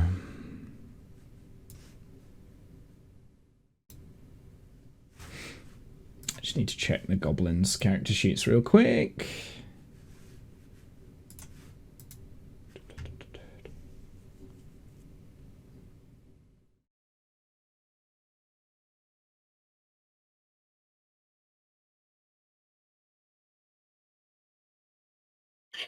Okay, yeah, sure, okay.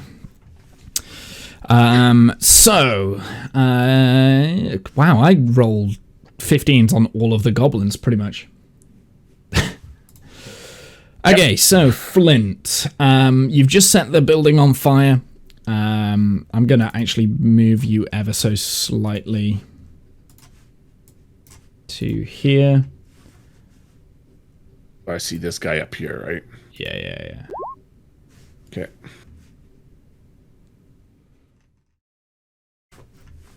I didn't So roll seeing his. that guy Yep. up there, Mhm. I'm going to cast Dissonant Whisper. You whisper a dissonant.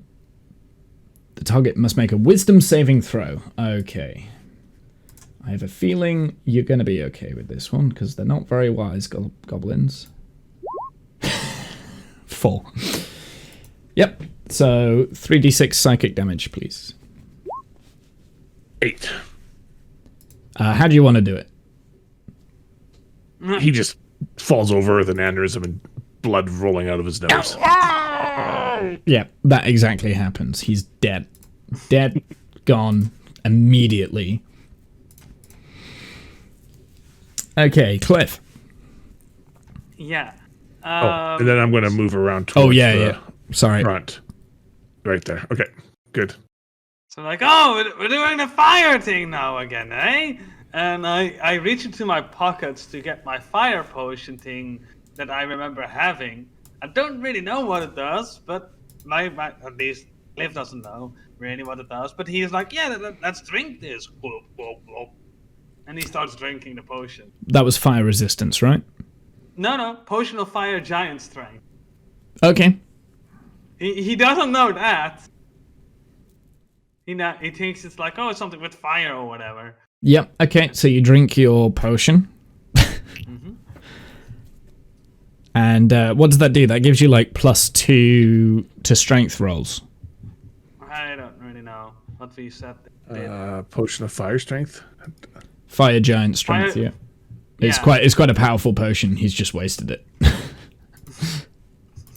But Because that's Cliff. you know, for you. Cliff. It should be in your what's it? Oh, if I Google it, when you drink this potion, your strength score changes to 25. 25 for 1 hour. Yeah. That's it. Yeah. Yeah. Yeah. Okay. I thought it was Yep. a So change your in strength score. score is 25. You now feel really, really strong, like proper, like stronger than you've ever felt. This was the best potion you've ever felt, but it has now been used up, so it's no longer in your inventory. But yeah, Yep, you've I know. got 25 I already strength. Zeroed it. I already zeroed it in Cool. my inventory.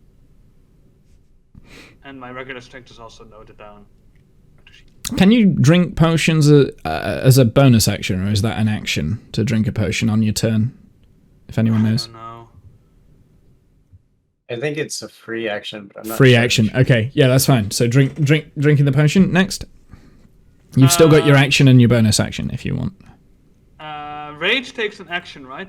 To Bonus. activate? Rage is a bonus action. Okay.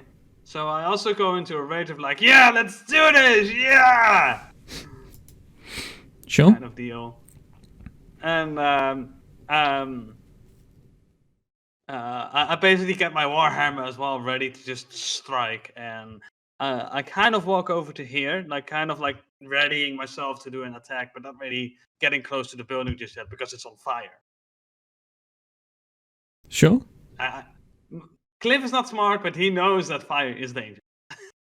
Sure. Okay, so that's the end of your turn. Okay, so Leochorus, you are kind of hiding still behind the logs that are right there. You've just seen Flint set the building on fire. Drake has kind of like expanded the flames, and you can hear the goblins from inside kind of like yelling and screaming, and they're about to come flying out of this building. You've got line of sight of the front door of the building, and you can see the building itself. Okay, I have 2 questions. Sure. I looked at range of Earth Tremor. It said 10 feet, but I think that's the area that it affects. I did not see a actual range from me that it can be cast. And also, how far is the building? The building's about 25 feet away. It's on the other side of the 30. road. 30 feet. Okay, sure. Let me just the double range check. is 10 feet. Yeah, so your range is 10, or is that not the area of effect? A 5-foot diameter. 5 foot diameter. Okay, yeah. So So I'm gonna run up to within 10 feet of the front door, and like catch. The door's kind of open, right? Yeah, he can make the it. door is it's probably open. Yeah, you'd be able to. So I'm gonna hit the 5 feet right on the other side of the door with Earth So you Tremor. can probably do it in the doorway. Yeah. But you can't quite get on. You couldn't quite cast it just beyond the door itself. Beyond the door, so there's only 2 goblins that it's going to affect. It is the 2 nearest to the door, I believe. Right, but I think it also said it made like rough terrain. It does Right, make it guys. difficult terrain. Yeah. Okay, sure. Okay, so and I think it's a D6 with whatever. they get a dex save. 1d6. Yeah. Yeah, and they get a dex That's save it. Yeah. okay, so for half. And I okay, think if sure. They fail, On a I failed think they get knocked save, prone. they take bludgeoned and get knocked prone. Yeah. Yeah. That's quite a good spell. Yeah. Thanks for that. Okay, cool. So That didn't go, did it? let me do my. It did. You push the talk button again. Yeah. Constant problem in my life. There you go. 5. Hey, not bad. Okay, so there's only 2 goblins making this save. What was it? Dex? Dex save, yeah. Yeah. What is his spell? For fuck's sake. Okay, so they Either both way, take either way. full damage there. Yeah. And they're knocked prone. And they're both knocked prone. So these In the two- doorway, which is now rough terrain. Yep. In the doorway, which is now rough terrain, correct. So the doorway's now blocked. Well, they can make it through, it just takes twice as much movement to So get that- through. They're more or less. Well, a quarter, because now not only is it rough terrain, they got to stumble over the bodies of their other guys that are prone. And fire. Well, so there's that space there, so they don't have to get over Okay, the, okay. Yeah.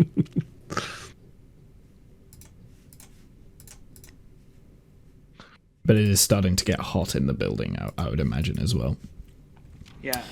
Okay, that was a good round. So to get up from prone, that takes an action, doesn't it? Is it an action or half movement speed? I can't remember. I think it takes an action, yeah. Depends on what DM you have.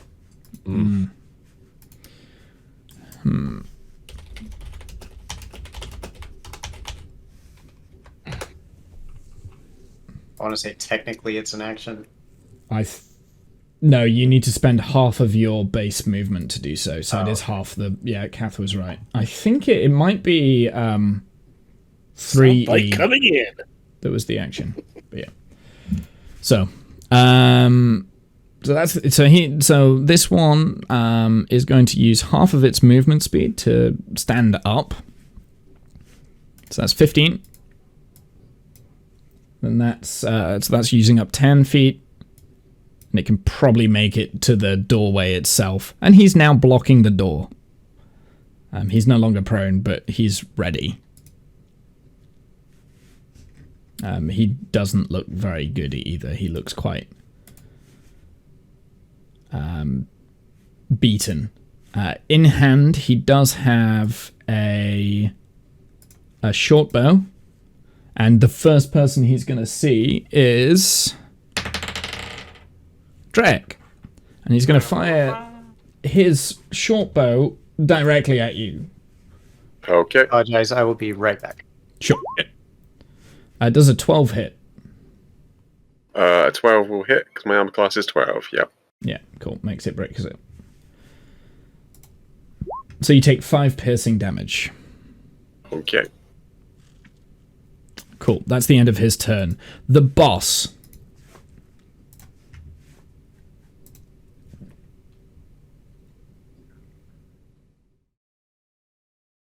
So he, noticing the fire in the building, goes to the back, opens his chest, and picks out about 50, Flint, you would absolutely be able to see this because you've got the window right here, so you'd be able to see this happening in real time, kind of thing. Like you've got direct line of sight on the boss right there. Over the logs? Yeah, I think so. The log pile isn't that high. Oh, I suppose Flint's quite small. No, I'll allow you to see this because I think it's quite funny that you would see this anyway. So he goes over to something in the corner, picks out a large bag brimming to the rim of gold, puts it in his pocket, and then heads back over towards the door. That's the end of his movement. He ends his movement there, and he doesn't use his action. He's just yelling, get them, go, move.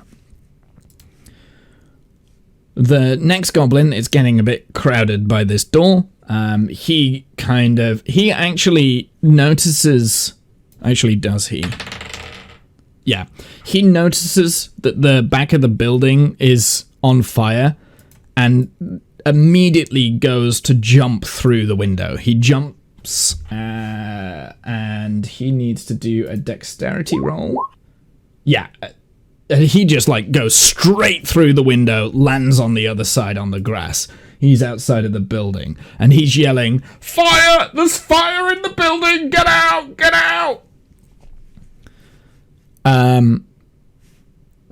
much is that? So that's 5, 10, 15. It would probably... So it's twice as much. So he's got 10 feet of movement. So he moves around to this side here. He's pretty much hidden from view from everyone. The next goblin... He sees what the first goblin has done and is going to try the same. He's going to go and try and jump out of the window. So dexterity. Oh, he is able to hop, skip, and a jump right through the open window. Eyes Kath right there. Pulls out his short bow and takes a shot. 20. Totally misses.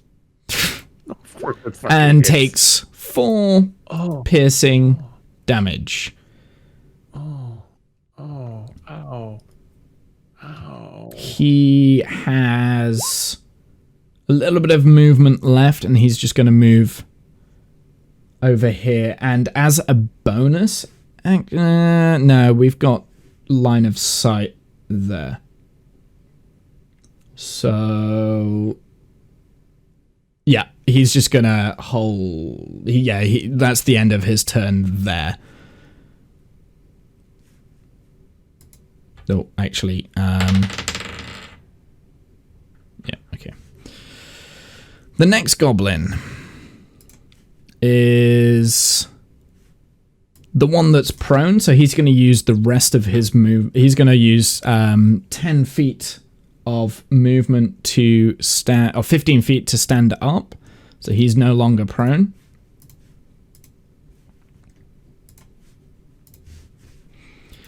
He then used an extra 10 feet there, and he's in the doorway. He's like, so now this door is completely blocked by the rough terrain. There's the goblin right at the front there who's just stood there, and the other one behind, like, kind of trying to get past, and he can't get past. That's the end of his turn. Draic, your turn.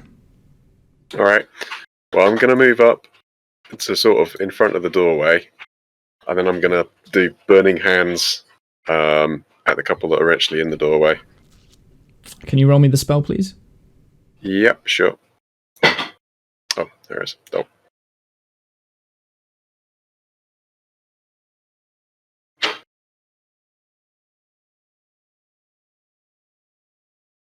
So how exactly... Have you used Burning Hands before? How does this look? I think, yes, I think I have used it. Why did that not roll? That was weird. Oh, submit level. I see. Okay.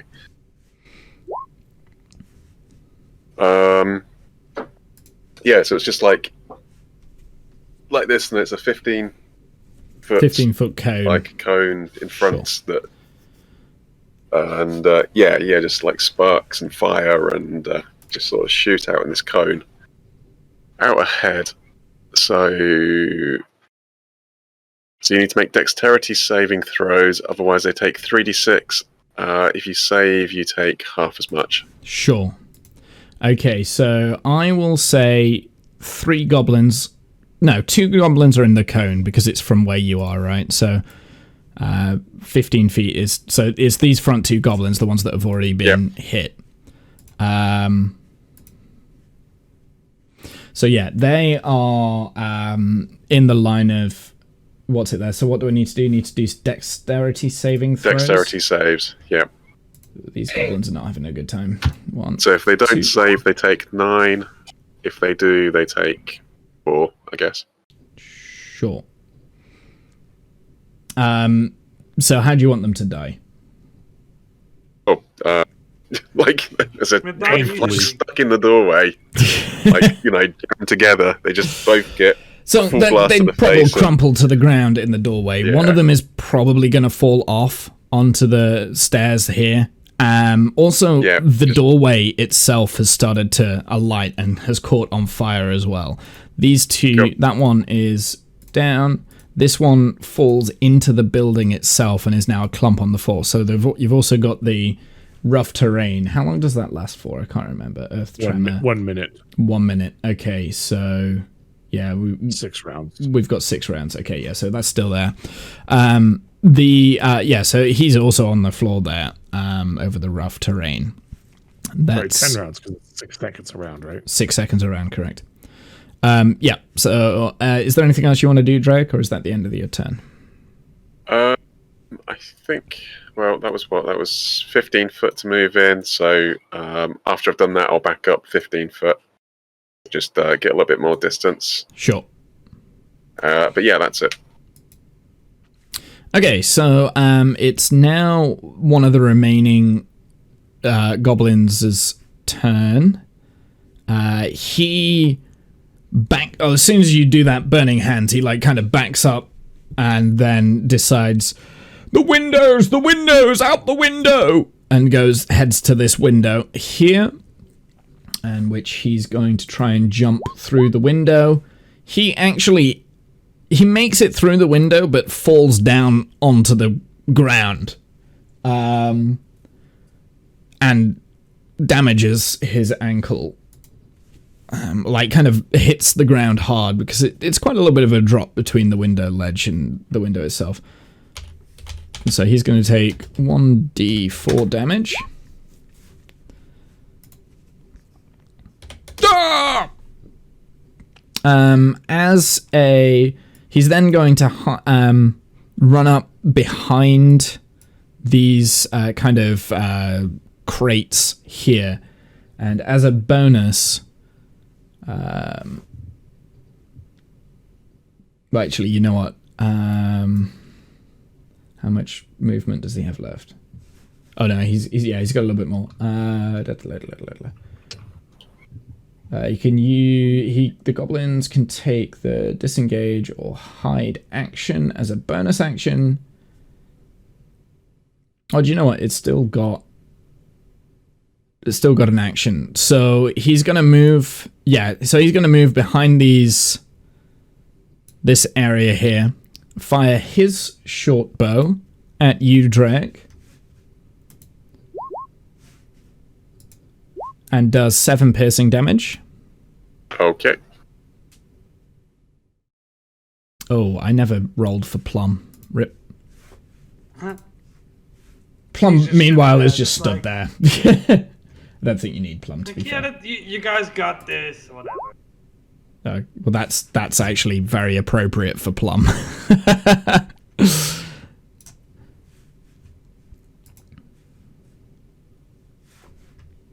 Okay. And then he's gonna bonus action hide behind the crates. You're aware that he's there, but he's quite well covered, basically. I'm going to use that as kind of like a coverage kind of thing.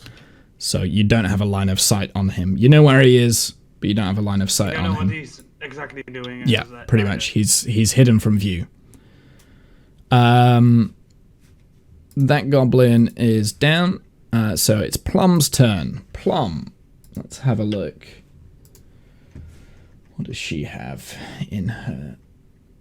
Ice knife or whatever? No, ice knife is... Oh, no, she has the spell for ice knife, yeah. Yeah. That's handy with the fire. She's probably going to cast ice knife and aim for that goblin that's came out of the window there. Oh! Wow. Oh dear. Right, okay. So this is kind of what happens. The moment the goblin kind of appears out of the window, she throws an ice knife, and the ice knife goes back into the window, and it probably lands over here, probably in the fireplace, actually, so somewhere around this sort of area, right? And it explodes.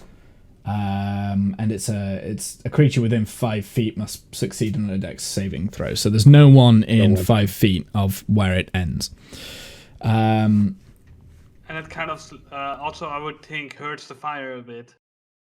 No, so the fire is on this corner of the building there, and at the doorway. So the fire is fine. Okay. It probably would take it. It probably has helped the wood though in the back of the building to not catch as quickly. But it is Flint's turn. Okay. Probably do vicious mockery. On the guy that I could see right here. Yep. So that's a wisdom saving throw.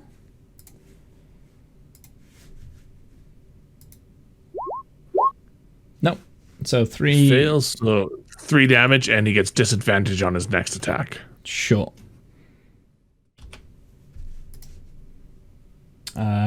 Just remind me that he has disadvantage on his next attack, please. And I'm going to move over here closer to Cliff. Not really handy, but okay. Okay. So Cliff, your turn. So I feel quite powerful, and with my rage as well, and with my potion of stuff and things. And the one thing I then do is I take my warhammer, and in a crazed state of mind, I basically rush at the building to try and run into it through the wall, basically. You're trying, what, in this direction? Yeah, that direction. So you're trying to smash down the wall and get inside. Yeah. So before you commit to this, the goblin who is right here, Yeah. he will get an opportunity attack because you're Yeah, going I know, within I hit. know. Okay, go for it. So it's as you get to basically him, Cliff he's is going to based take from an the opportunity potion. attack, which has disadvantage. Mhm. So 18. So That hits. So 7 slashing damage. And then you need to roll me a strength check with your strength 25. Yeah. Well, not that. Yeah. Plus 7 25. strength. 12. Yeah, it's Yeah, you hit the wall. and just bam, and that's it. Or What are your advantages with the rage? I can't remember what rage does. I always yeah, forget. that's also a good one. When you you have advantage on strength checks and strength saving throws. So then roll me another roll. Yeah, that's literally exactly what my eye first landed on. So 18, yeah. So I'm going to say that you can break a small hole through the wooden wall there. It's pretty much as though the wall itself is kind of cracking away. You can probably fit through it, but not yet. You still need another go. But that is yeah, pretty much. But with a hammer. If you had an axe, I might have allowed it, kind of thing. Yeah, But with it, because it's a blunt object, getting through the wall. wood is a bit of a stretch. Cliff is a bit dazed on the potion. Is like, yeah, I can just run through the wall right now, Hmm. which is not gonna happen. But okay. Sure. Okay. So that's the end of your turn, Leo Chorus. So what you can see right now. So you're still kind of in your hiding spot. You don't have any line of sight, I don't think, on any of the goblins anymore. I had to kind of run up to the door. Oh, to you get within did. the Yes. 10 feet. Yes. I forgot. Can I ask one thing though? Yep. Because I ran out this wall trying to run through it. Do I take damage from this? No. Okay. You only took damage from the goblin's attack. Okay. Because I smacked into the wall, I guess. No, yeah. No, I'm not gonna... You don't have damage from that. That's fine. Okay, so Leo Chorus, you can probably have line of sight on Cliff running and smashing at the wall itself. You probably can't see the goblin that's behind him. And as for the other goblins, you don't have line of sight. You're probably still aware that there is a goblin inside the building. The building itself from the front has really started to catch fire. So it's burning. Okay. Am I aware of the goblin that just attacked Flint or Cliff? Like, did I hear him? Do I know he's there? You're probably aware someone's there because Flint's been doing activity around that side, but he's outside of line of sight. So you're probably aware that there's something around there. Okay, I'm gonna kind of poke my head around the corner Sure. to see what's going on that side. So you can probably move like 5 feet in a direction you will have line of sight onto him. Yeah, and then I see one goblin and Cliff. Yep. So Cliff is in front of you. Cliff is the nearest. The goblin is behind Cliff. And so can I run up to the back of the goblin without him really noticing me? Not with your movement. You've only got 10 feet of movement left. So Cliff is about 10 feet away from you. The goblin is another 5 feet kind of thing. You're on the other side of Cliff. Oh, he's on the other side. He's on the other side of Cliff, yeah. Okay.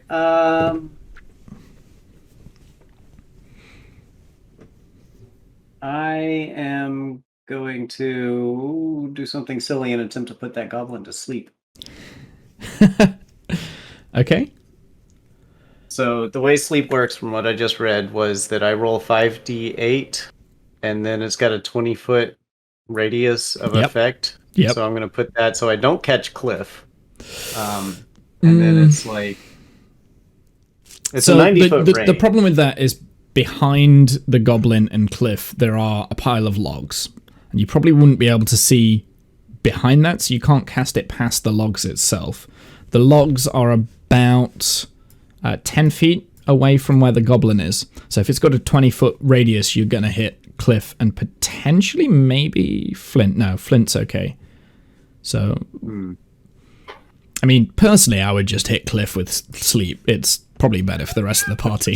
He's gonna try not to. He's gonna put it as far, and hope maybe it He doesn't. can see the top of the wood pile, right? Yeah. If you get it on top of the... I mean, he's quite low down on the ground, right? So he probably wouldn't be... He's gonna try it. Okay. He's excited. He's got this kind of like I'll tell you what. I'll tell you what. face. Roll me a d20 to determine this. We'll decide it by roll. Make sure I'm in the proper window. That would be handy. It's not the proper window. That's not the proper window. That's not the proper. I have too many windows.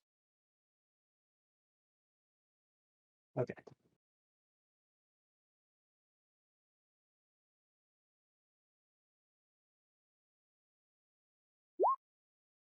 $12.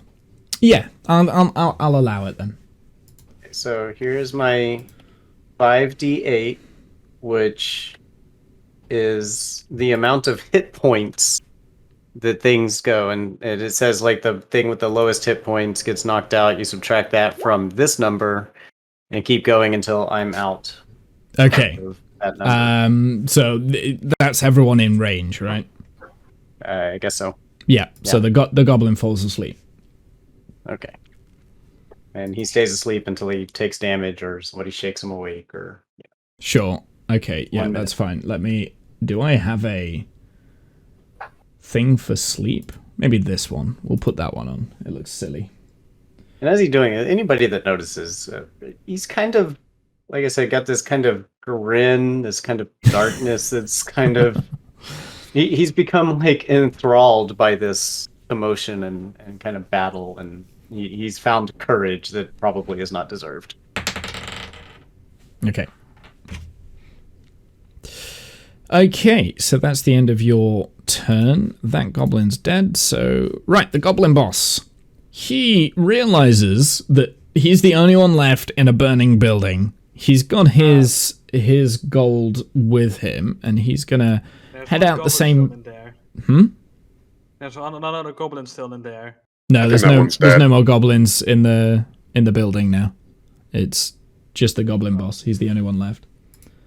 Then the goblin boss is actually going to head to the same window as the last goblin to exit and make a jump through the window. He's able to do it with grace and ease. Then he...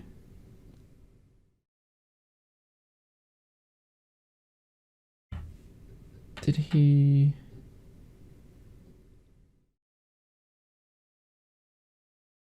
Yeah, then he's going to go and join one of the goblins that was in hiding. He's going to pull out a javelin and throw it at Drake.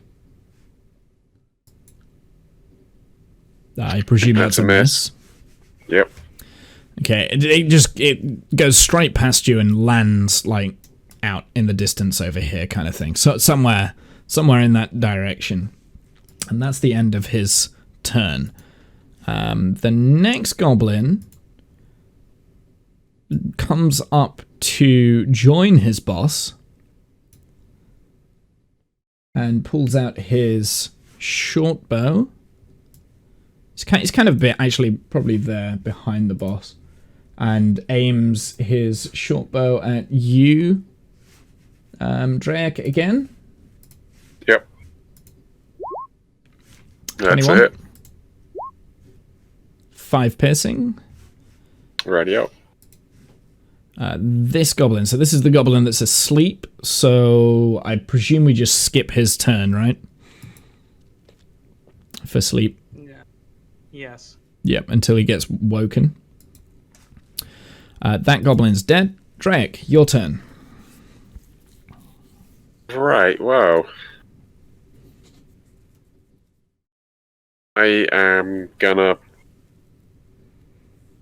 gonna move myself so I've got a better line of sight on them. And then I'm gonna chuck a ice missile, ice whatever knife. it is. Ice Yep. knife. Ice knife into him, yeah.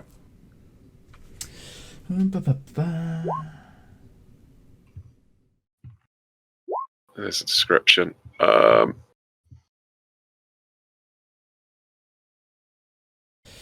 Range So, spell attack. On a Who are hit, you? save. Who are you targeting? One of the forward like minion, not the boss, but the forward minion guy. Sure. Okay. So roll me. So that is 14. That's 14. What was that armor class? Yeah. So actually, it will land right next to that guy. He's still in a little bit of cover, so he's probably hits like the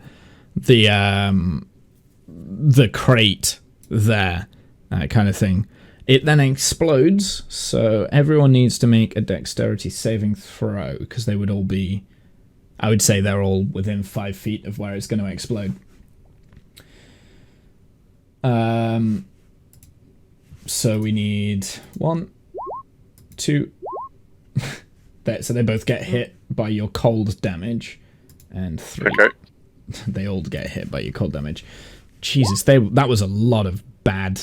So they take 7 cold. 7 then. cold damage. Okay, so the goblin that you aimed it at actually like dies right there and then. Not to the impact of the knife, because the knife missed, but the shattering shards just The like shards, slices its yeah. throat open. The other one gets hit badly, but doesn't die, and the boss itself is still standing quite strong, but has obviously been hit as well.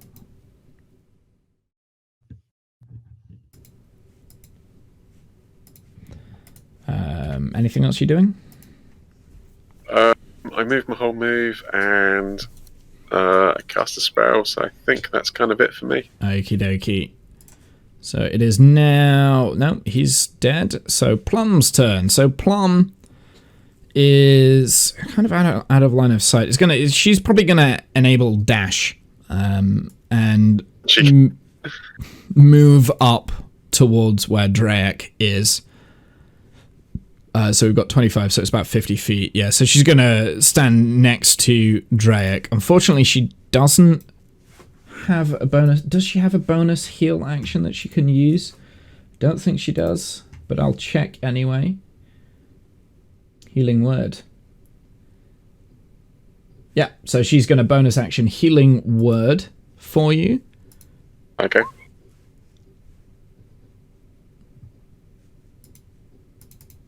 Okay, so I get 3 back. Yeah, three hits back. And that's the end of her turn. Dun. So, Flint, your turn. This goblin's asleep. The one that's next to me, or the one that's closest to me? The one that's Well, that's the closest only one to I you. can see. That's the only one that So, you can see, vicious- yeah. Vicious mockery. Sure. If the target can hear you, can they? Can they hear you if they're asleep? Can you do vicious mockery on an asleep? Sure, why not? It doesn't need to Wake understand them me. up. Yeah, but I mean, I'm thinking about the spell saving flow. I feel like I need to have disadvantage on here, but I'm not sure. It would wake him up, that's for sure. It would definitely wake him up, yeah. Right. I would say I'm gonna roll it. What is it? Wisdom?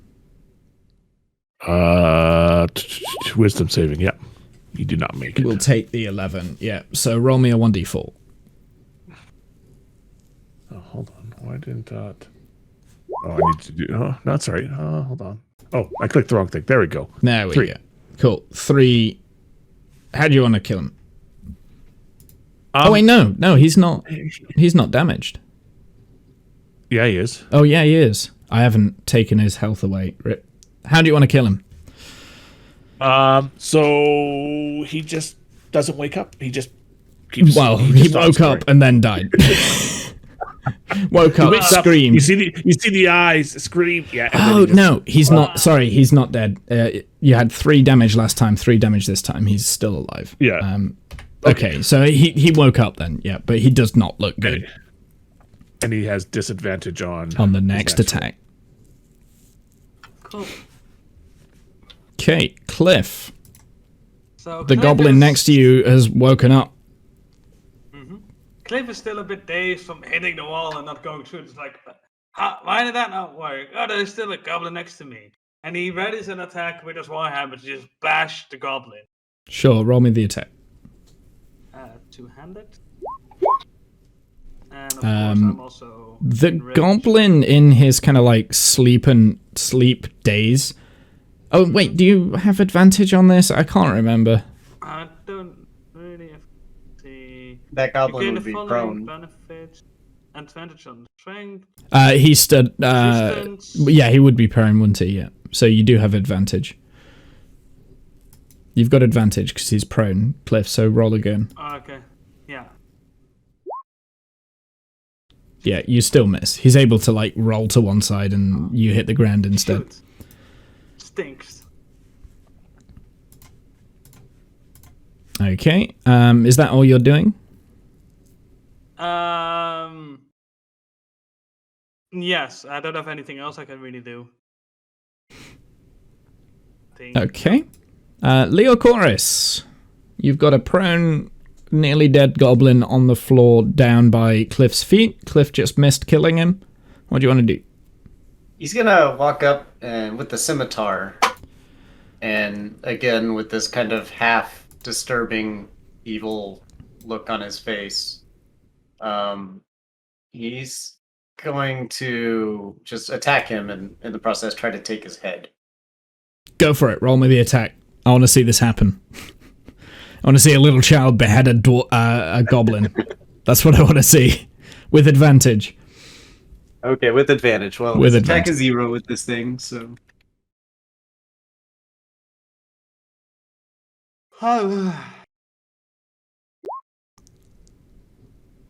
Yep, you're able to behead him right there.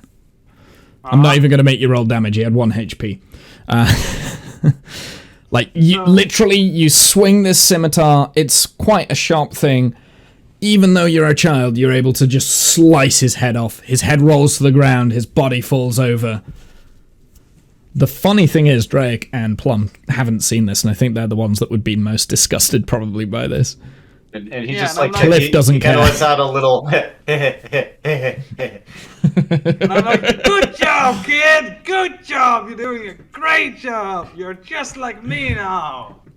he looks up with like he has received the praise and is like happy about this. Yeah! Okay, so that, I presume that's the end of your turn then. Yeah. Cool. It's not murder, it's just putting them to sleep or whatever. Without a head. Okay, the goblin boss.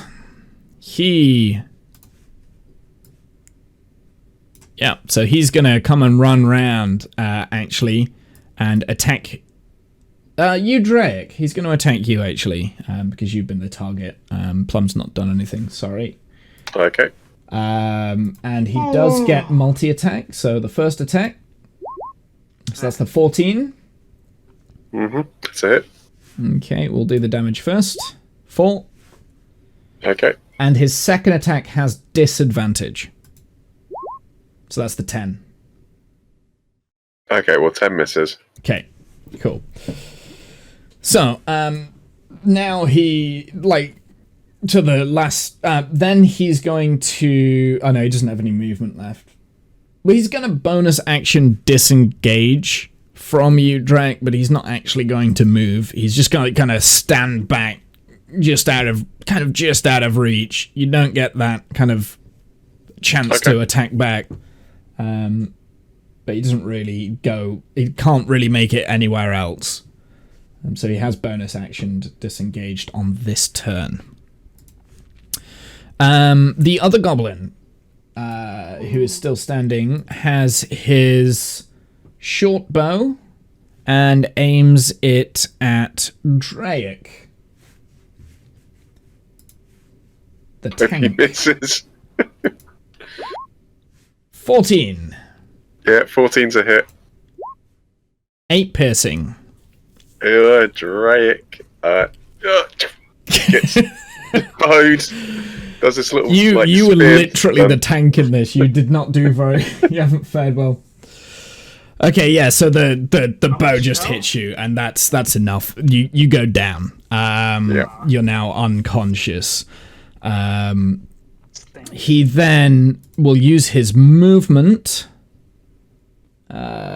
to move pretty much within range, and now it's the boss here and the goblin surrounding Plum, looking very menacingly. That goblin is dead. Drake, you're unconscious. Right. So we're going to skip your turn. Saving, right? Saving throw, Yeah, death saving saving throw, roll. yeah. Yep. Oh my goodness. No, you know I'm not a halfling. Ah, drat. Is that kind of That's 2, isn't it? That's 2. That's 2. Yeah. That's a crit 2, is fail it? on your death Oh, throw, wow. yeah. Wow, okay. So that's 2. Okay. However, Plum is right next to you. Luckily, right next to you. Does she have a level 2 spell slot available? So she's going to cast Cure Wounds at level 2. And you get 7 healing. You're now up.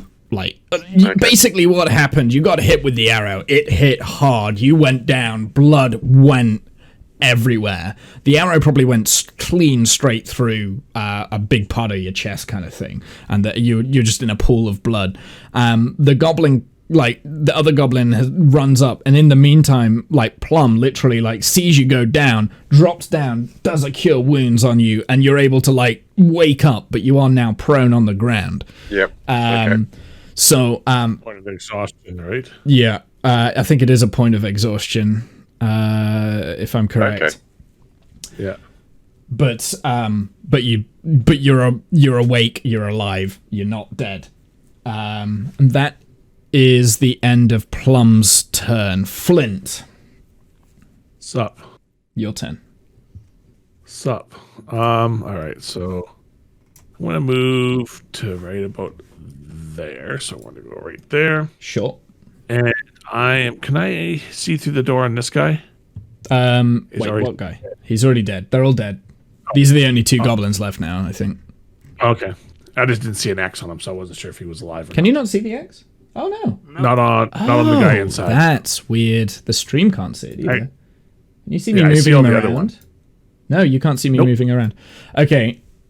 I'm just going to delete it then. He's dead. Okay.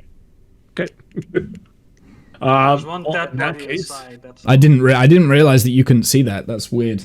He was dead for me. let's go with. Hold on. How far? 60 feet.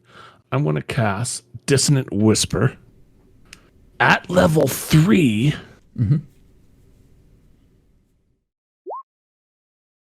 On the boss. Okay, so the boss has a redirect attack.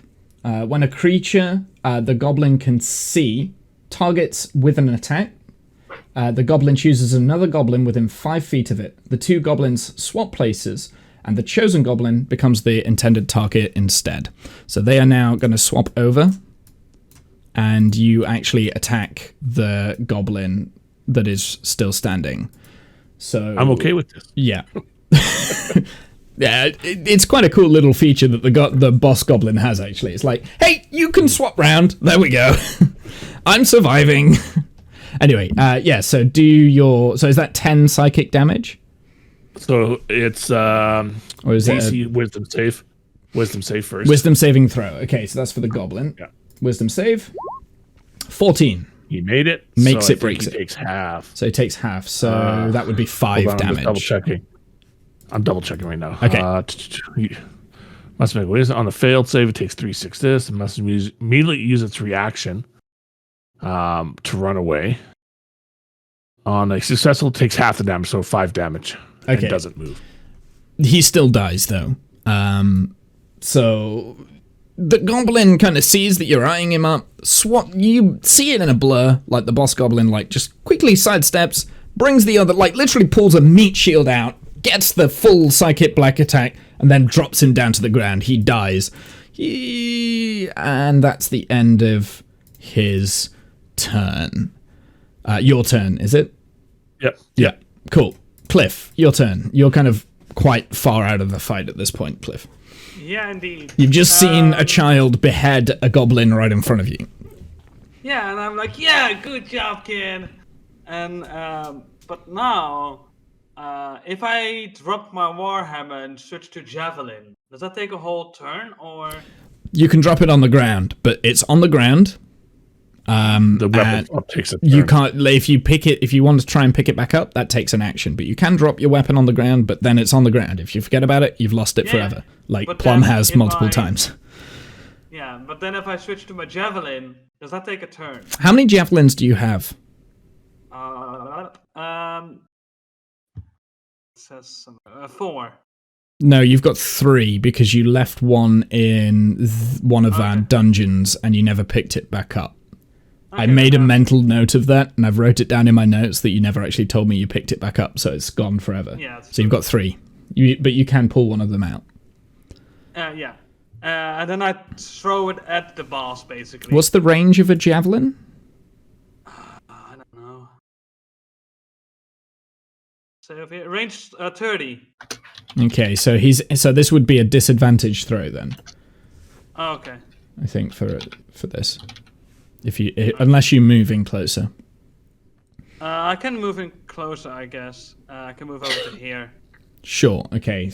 Roll me the javelin throw then, please. Okay. Left. Yeah. So that just sails straight past him and lands behind the boss goblin and misses. Roll. Yeah. So is that the end of your turn? Yeah, I cannot throw another javelin, so that's the end of my turn. Yeah. Sure. So Leochorus, you've kind of now been, like, the action is happening quite far down the road now. It's about 40 feet away. You are right at the back of everyone else. The goblin's head has just rolled down and is kind of like at your feet. Your scimitar is dripping with blood. Flint is probably the closest person. He's about 15 feet away from you.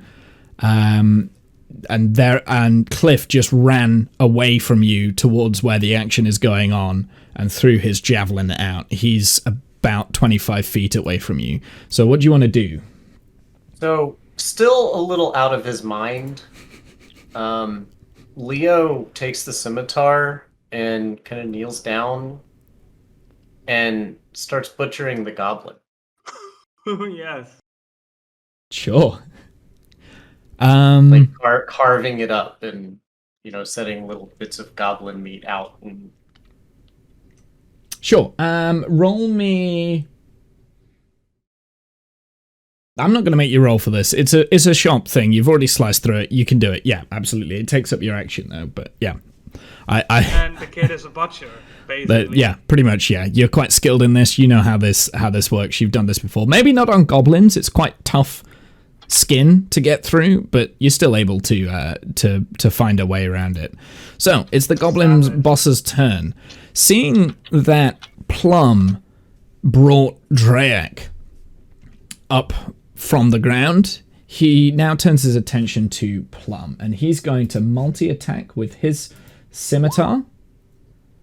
So 15, which hits. That's 8 slashing damage on Plum.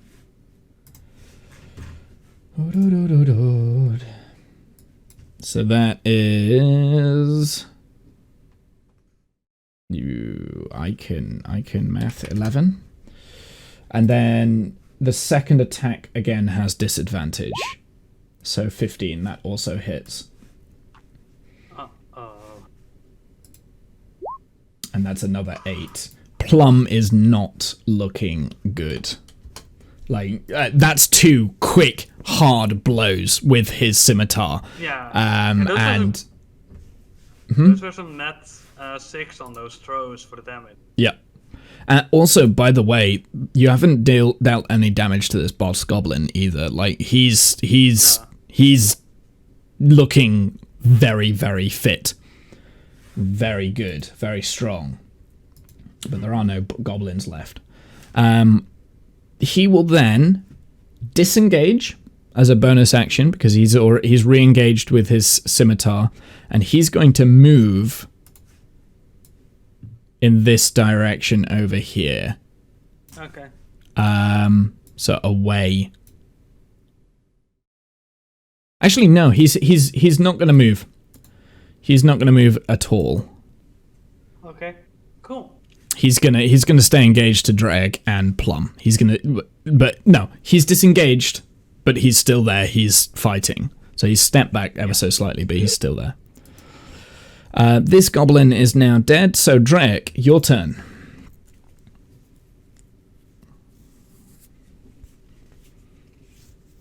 Yeah. I don't know. So you're currently still prone. Not good. Yeah. Well, I'll spend half my move to get up. Sure. So that gives me 15 feet of move left. So, sorry, did you say he disengaged? He disengaged, yeah. So he's not engaged on you, so he also doesn't get the opportunity attack if you want to move. And you'd be aware of that, like, he's stepped out of reach of you. Alright. Plum's on 3 HP. Yeah, that's not good. Yeah. How tough do we reckon he is? So, if you want to know, he is wearing what looks like quite fancy chainmail. Like a chain... You know, the mithril stuff that Frodo had? Like, it looks like that. It's very fancy, it looks quite... It's quite, you know... Well, his mates are down. I'll tell you what, I'll give him I give him another blast of burning hands, but we'll actually empower this one at level 2. Sure.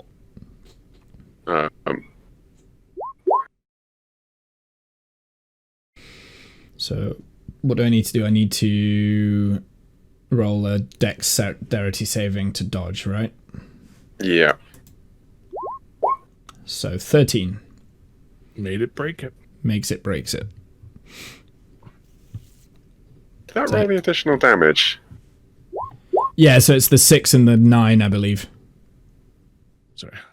5 plus 1 plus 3. Yep. Yep, okay. So, yeah, okay. Well, you take full damage then. So you take... No, I made your dex save, so I take half. Oh, okay. I made you 13, so... Okay. Alright, well, in which case you take half of that then. Sure, so about... I'll say 8. We'll round it up to 8. Because it's 7.5, so we'll round it up to 8. 3d6. 5 plus 1 plus 3. Wait, no. I have taken damage from this boss goblin. What am I doing? So why? Hold on. Should have got... Cast a spell, second height...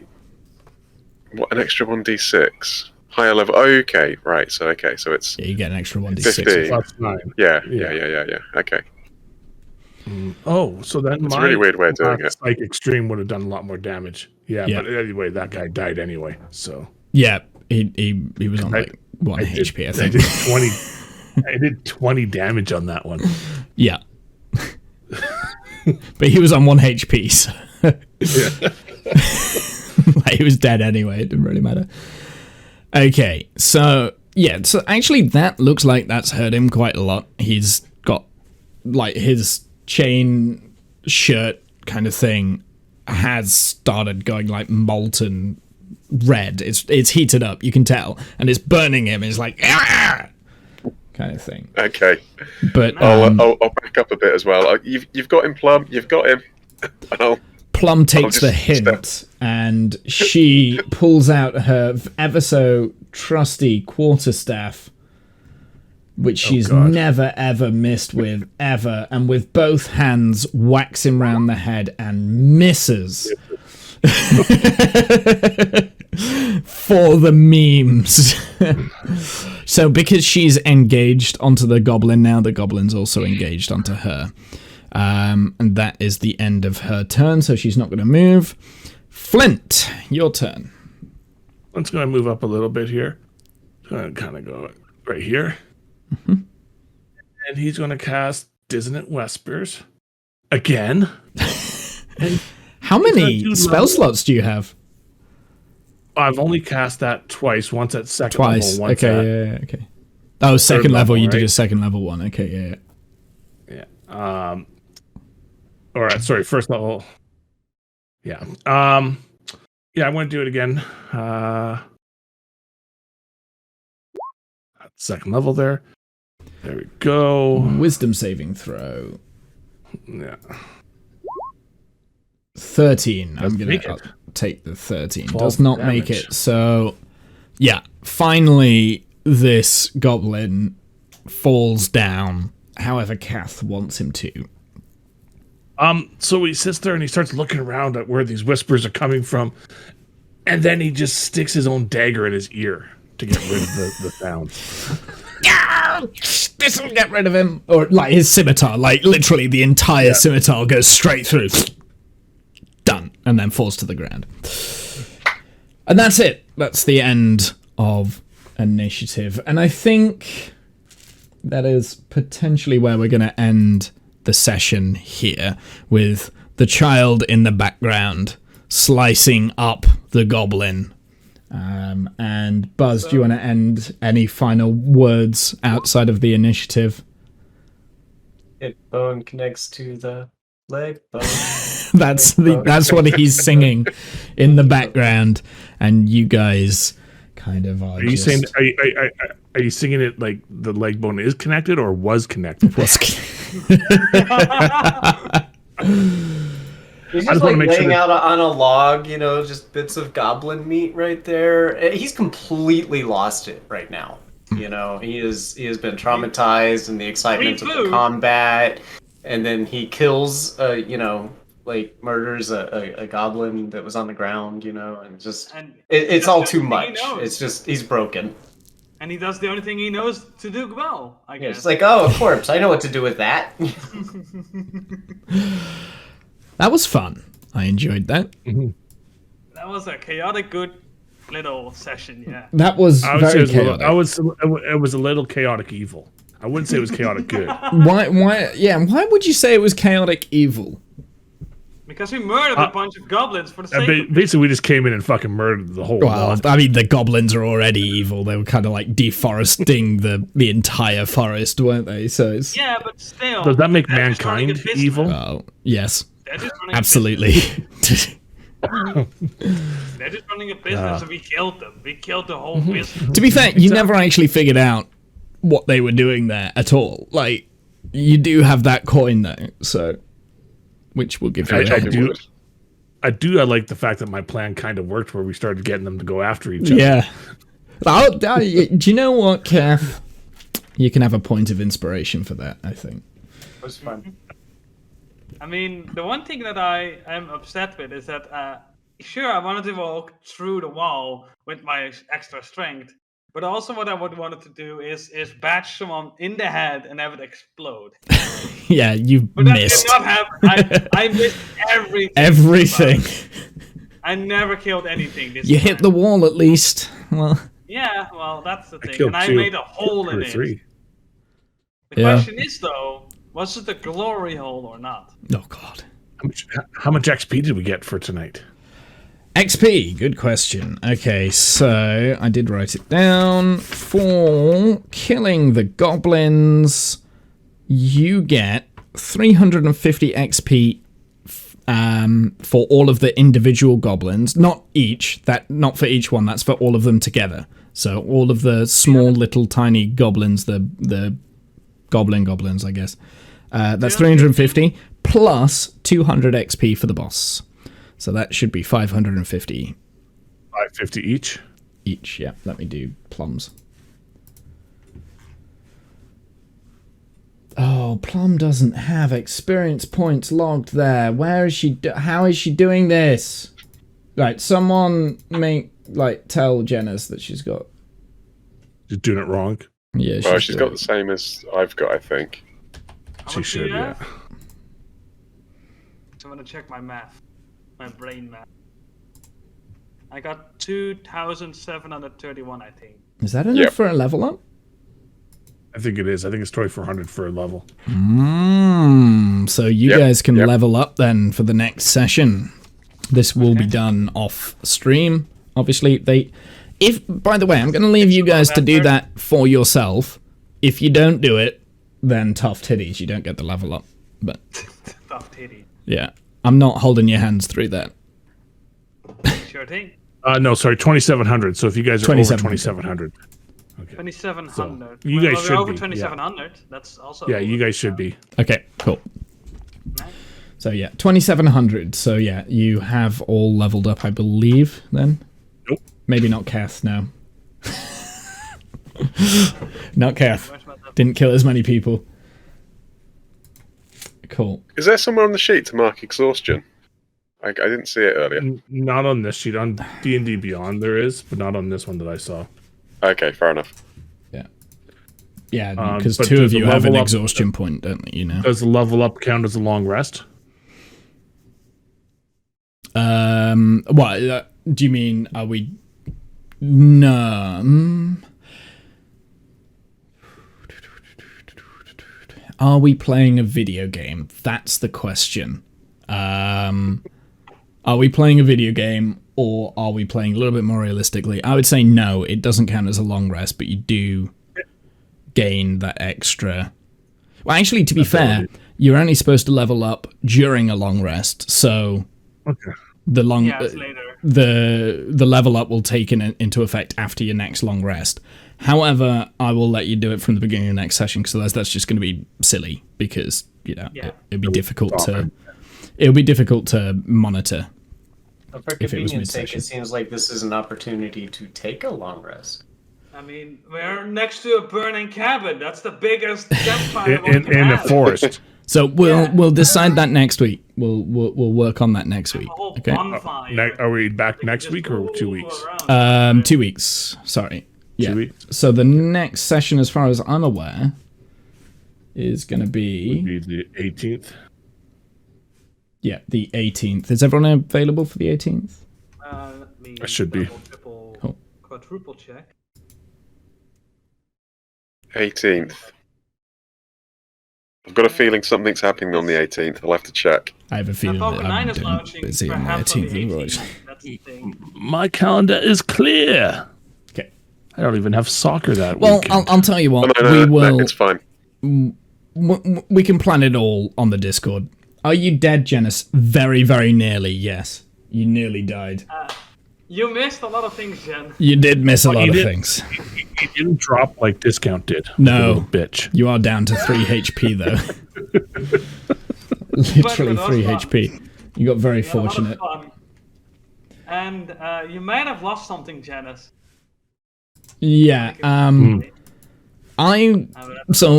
what I'll do, midweek, I'm going to obviously edit this, or like and then we'll try again with the premiere for this time next week on the YouTube channel. We'll try. I'll see if I can get it right this time. What the fuck? You guys are supposed to keep me alive. To be fair, Plum came in very clutch for Drake, because Drake was literally rolled a nat 1 on his death saving throw, so very bad. Almost absolute death. Very close. So, to be fair, I'm quite pleased with how I built that little level with the goblins, because I think it was a fairly well balanced. If you hadn't have kind of trapped them in the building and done all these little things, I think you might have struggled. With that. Yeah. We may have died. Could have, yeah. It's always a real possibility.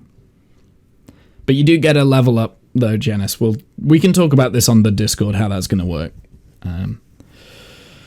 Okie dokie, chat. I think that's where we're going to call it. Do you have any final words of wisdom, Kath? No. Got about as wise as those goblins. Do you have any final words of wisdom? Discount.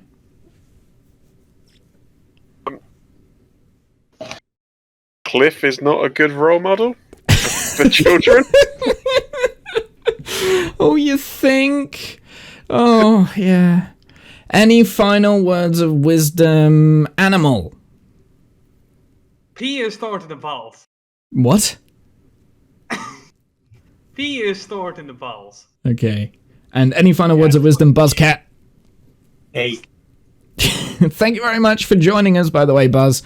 Very much appreciated you being a manic child who likes to chop off goblins' heads. That kid's gonna grow up to be a serial killer.